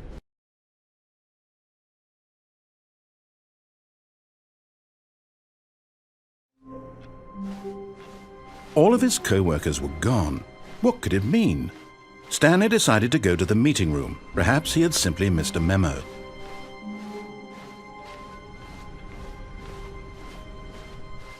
Okay, yep, it's worse. I might be remembering this wrong. It's possible the story is back where we just came from. Why don't we go back the other direction and see if we missed anything?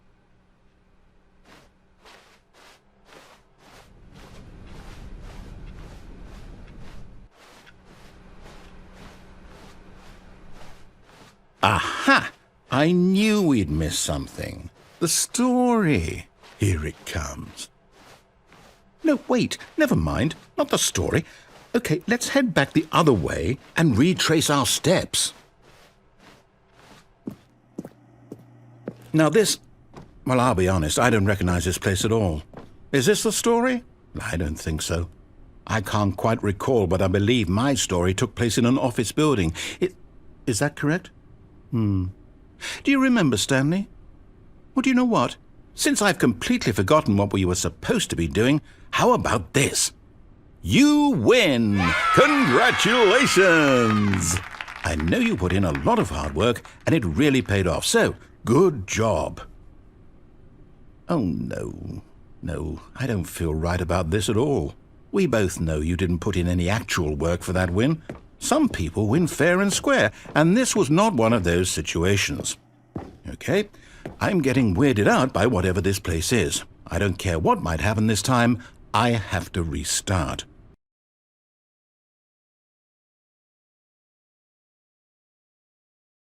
All right, I've got a solution. This time, to make sure we don't get lost, I've employed the help of the Stanley Parable Adventure Line. Just follow the line. How simple is that? You see, the line knows where the story is. It's over in this direction. Onward, Stanley, to destiny. Though, here's a thought. Wouldn't wherever we end up be our destination, even if there's no story there? Or to put it another way, is the story of no destination still a story? Simply by the act of moving forward, are we implying a journey such that a destination is inevitably conjured into being via the very manifestation of the nature of life itself? Okay, Stanley, I need to follow this train of thought for a minute. Just stick with me. Now, we can both agree that the nature of existence is in fact a byproduct of one's subjective experience of that existence, right? Okay, now if my experience of your existence rests inside of your subjective experience of this office, is this office in fact the skeleton of my own relative experiential mental subjective construct? Whoa. Hang on. That got a bit weird back there. Well, I'd like to apologize. Not sure where I was going with all that. You know what? I think what we need right now is a bit of music to lighten the mood.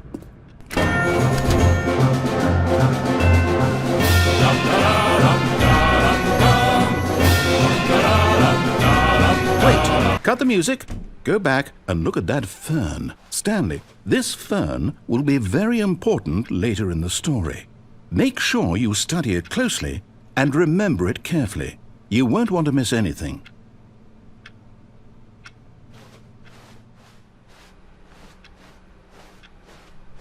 Wait, what? We're back at the office? No. Line, you do know we're looking for the Stanley Parable, right? The story is oh, no, not again. Line, how could you have done this to us? And after we trusted you, after everything we've been through, you... Oh, I can't take this anymore. To hell with it. Restart.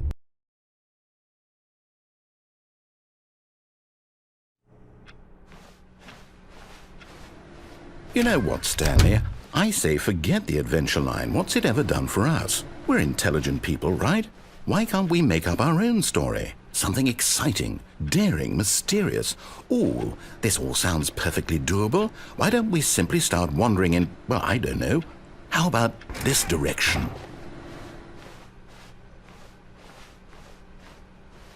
Now, yes, this is exciting. Just me and Stanley forging a new path, a new story. Well, it could be anything. What do you want our story to be? Go wild. Use your imagination. Whatever it might be, Stanley, I'm ready for it. Oh, no, not you again. Stanley, I'd also like to veto the line from having any role in our awesome new story. No lines or monitor rooms. Just don't acknowledge it, and we should be fine.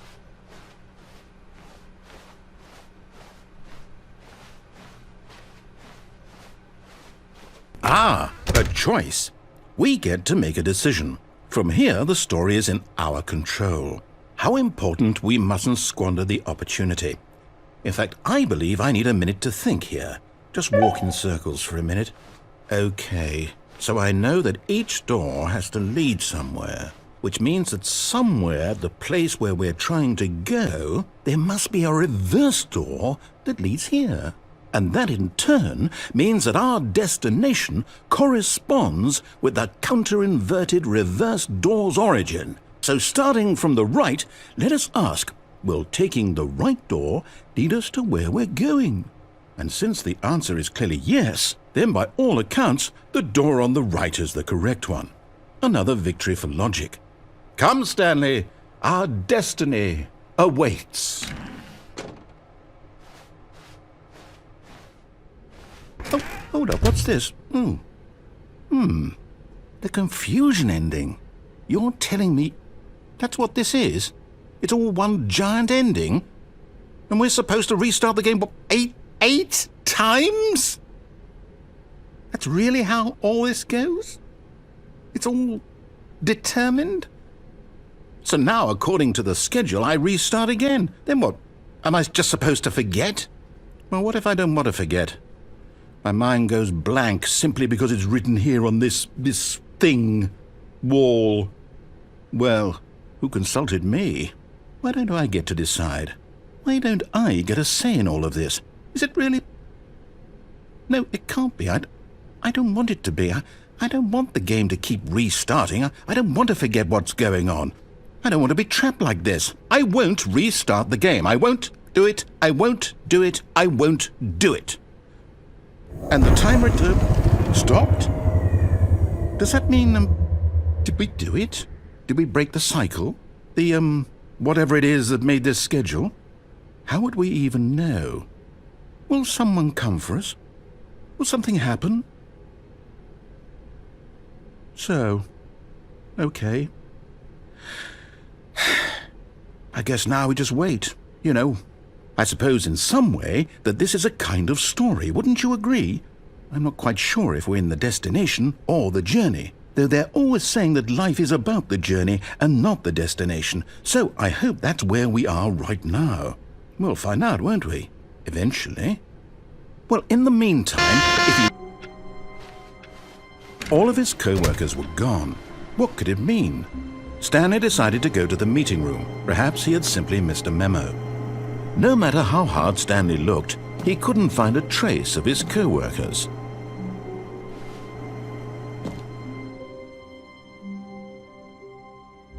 At first, Stanley assumed he'd broken the map, until he heard this narration and realized it was part of the game's design all along. He then praised the game for its insightful and witty commentary into the nature of video game structure and its examination of structural narrative tropes. So, now that you're here, what do you think? Isn't this a fun and unique place to be? Why don't we take a minute just to drink it all in? Okay, I'm over it now. What do you think? Are you sick of this gag yet? Ah, then in that case we'll continue.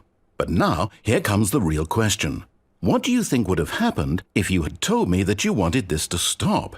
Do you think it would have been particularly different? Would I have taken the same idea but rephrased it superficially to fit that answer? Perhaps you never would even have thought of it if I hadn't brought up the issue in the first place. Oh, now think about it. Will it be worth it for you to restart and then come back here just to do the other option? Clearly, this whole gag takes some time. What if the other option is even longer? How long will you spend in total just to have heard all the narration? Oh, and this is rich. Perhaps you've just played the other option, and now you've come to see what happens in this one. So, what do you think? Which choice was the better one? Imagine if you had selected Continue on your first playthrough, how tantalizing it would be not knowing what happens when you pick the other option. Indeed, you are one of the lucky ones. Though if the other option is really miserable to listen to, then perhaps you're not. In fact, I'm just going to say that no one who's listening to this is lucky. Well now, I've built up the other option so much that I'm going to stop talking and leave you to your decision whether to come back here, continue with the game, or just sit in this spot forever and ever. Cheers.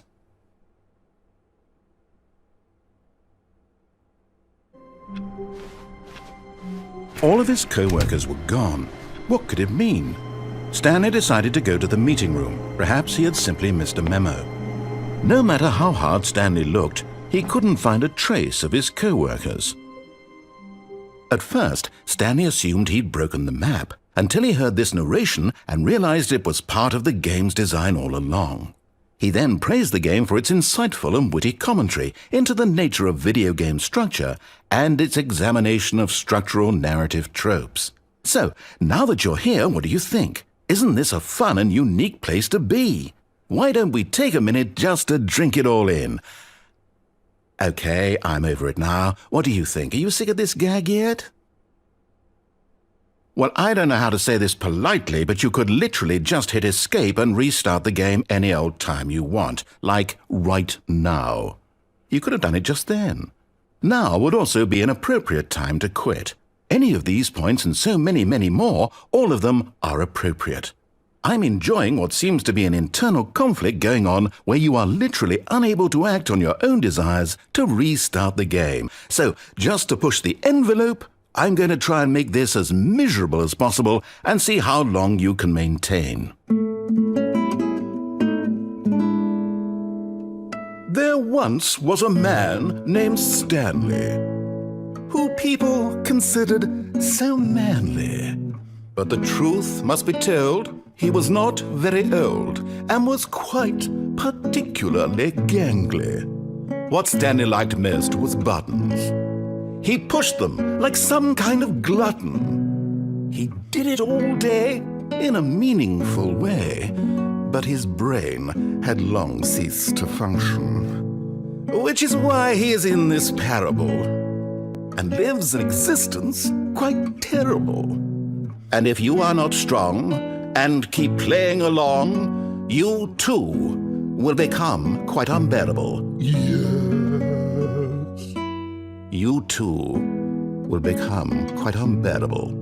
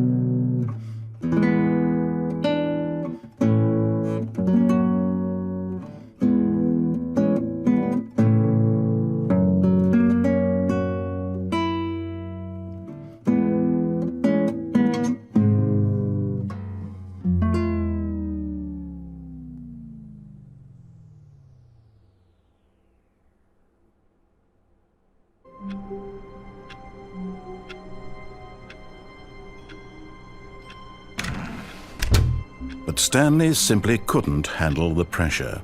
What if he had to make a decision? What if a crucial outcome fell under his responsibility? He had never been trained for that. No. This couldn't go any way except badly. The thing to do now, Stanley thought to himself, is to wait. Nothing will hurt me. Nothing will break me. In here I can be happy forever. I will be happy. Stanley waited. Hours passed, then days. Had years gone by? He no longer had the ability to tell. But the one thing he knew for sure, beyond any doubt, was that if he waited long enough, the answers would come. Eventually, someday, they would arrive. Soon, very soon now, this will end. He will be spoken to. He will be told what to do. Now it's just a little bit closer. Now it's even closer. Here it comes. All of his co-workers were gone. What could it mean? Stanley decided to go to the meeting room. Perhaps he had simply missed a memo.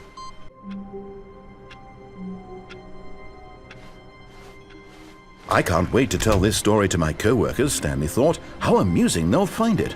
Oh, won't we all just laugh and laugh at the time I thought everyone had gone missing.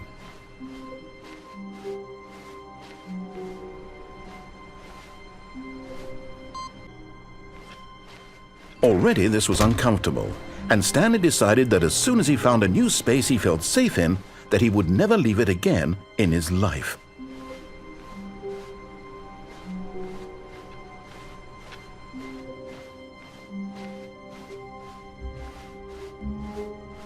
When Stanley came to a set of 2 open doors, he entered the door on his left.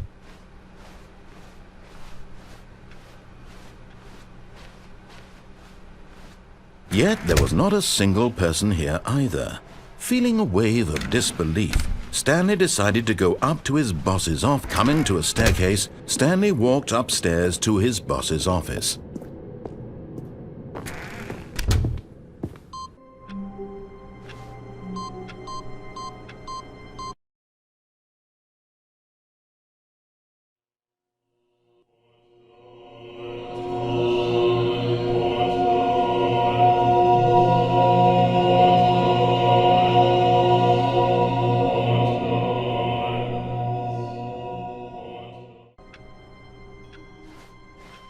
All of his co-workers were gone.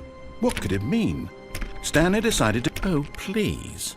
Are you really just doing this for the achievement? Click a door 5 times. Is that all that you think an achievement is worth? No, no, no, no, no. I can't just give these merits away for such little effort. A measly 5 clicks. Now suppose you were to click the door 20 times. I would say that's the kind of effort that warrants recognition. I have to say, I'm still not feeling the satisfaction of witnessing true effort for a noble cause. Perhaps 50 clicks will do it. Yes, almost certainly 50 clicks.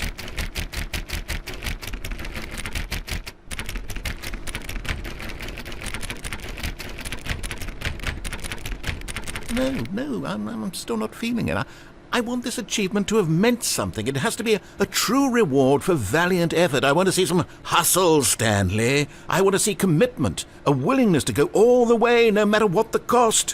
Why don't you go put 20 clicks into door number 417?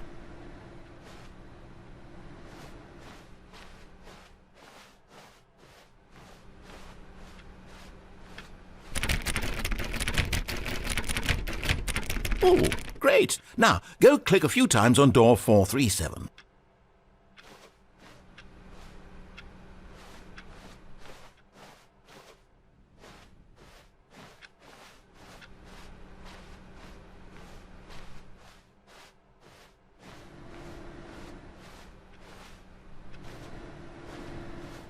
Excellent. I think we're getting somewhere. Now, door 415. Let's give it 10 clicks or so.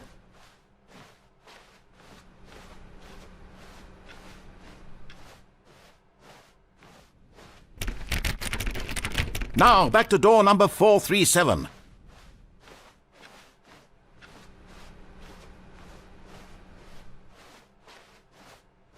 Let's see. How about you click on, well, I don't know, the copy machine? All right, back to room 417. I'm really feeling it now. I think we're getting somewhere. Okay, now go climb on employee 419's desk.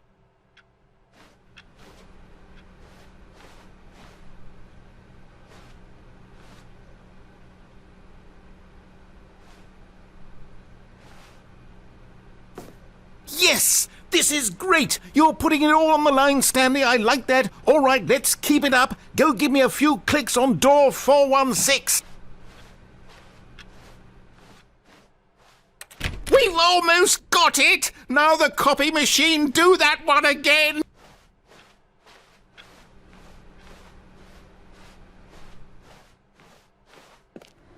Finish it off, Stanley! 5 clicks on door 430! Yes! We did it!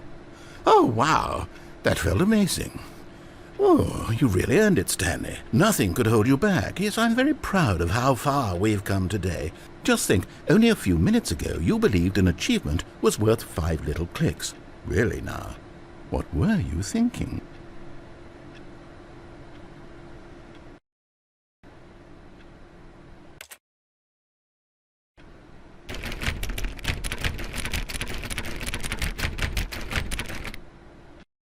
In this game, the baby crawls left towards danger. You click the button to move him back to the right, and if he reaches the fire, you fail.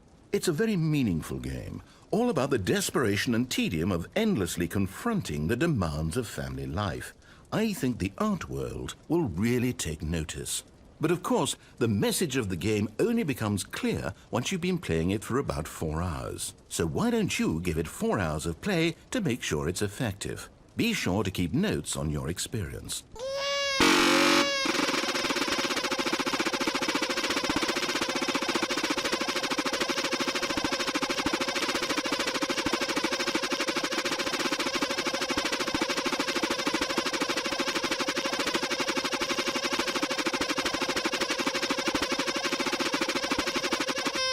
Good to see that enthusiasm. Keep it up, Stanley. There's 3 hours and 45 minutes left to go.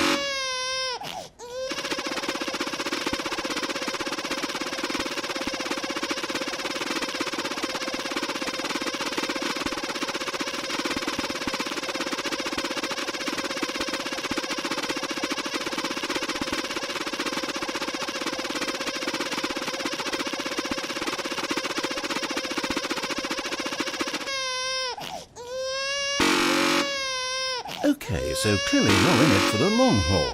Although I find it hard not to believe you're simply running a program to click the button over and over automatically, which kind of ruins the point of the game, don't you think?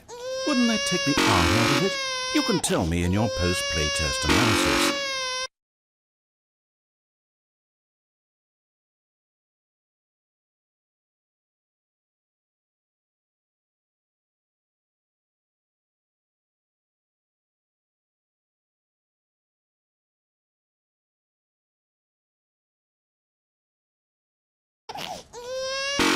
Popping in to say hi. I hope you weren't expecting more regular intervals of commentary from me, but that's not why you're here, is it? You're here for the game, for the art, for the endlessly spiraling sense of pointlessness and despair. Yes, this is what drives your every action. Keep clicking that button for hope, for freedom, for science, for love. Don't ever stop.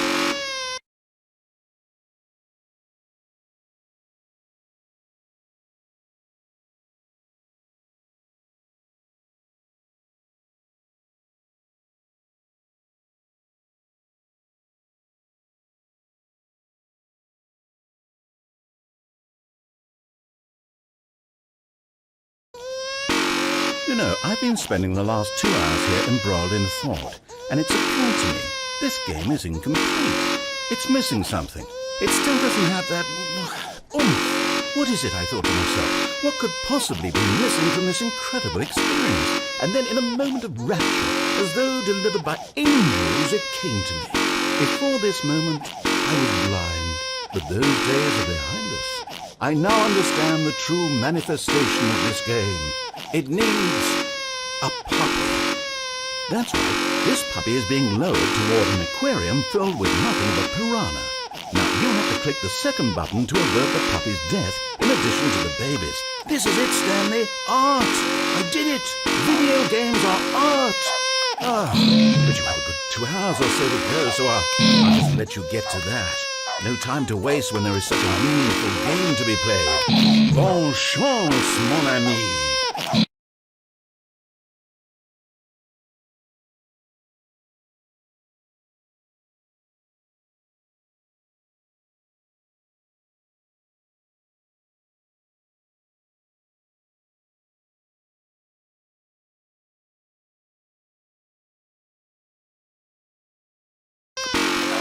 Good to see both the puppy and the baby are still alive. It warms my heart to see how deeply the message of this game has resonated with you. I can only imagine the joy welling up in your chest, the sheer joy of such pure distilled life essence flowing through your veins. It must be amazing. I'm jealous of you, truly I am. No, seriously. I'm deeply envious of your position at this very moment.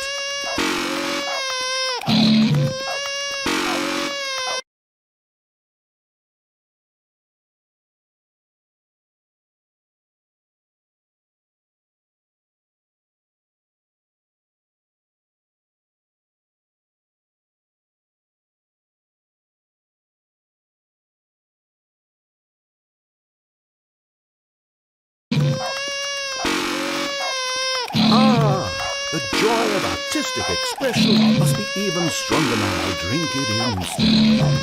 Few people on this planet will ever get such an experience. Here, through space and time, the universe unravels itself at your feet. This is the one true meaning of life.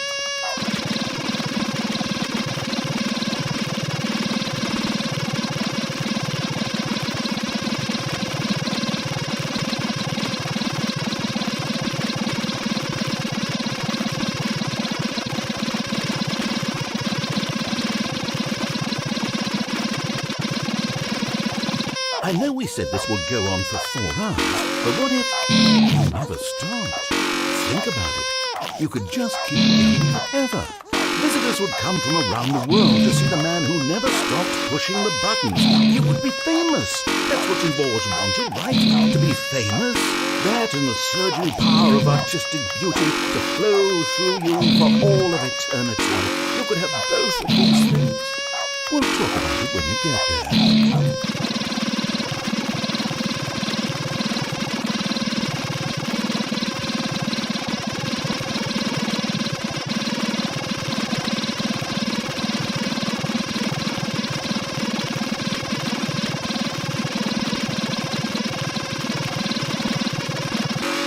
Have we really been doing this for over 3.5 hours?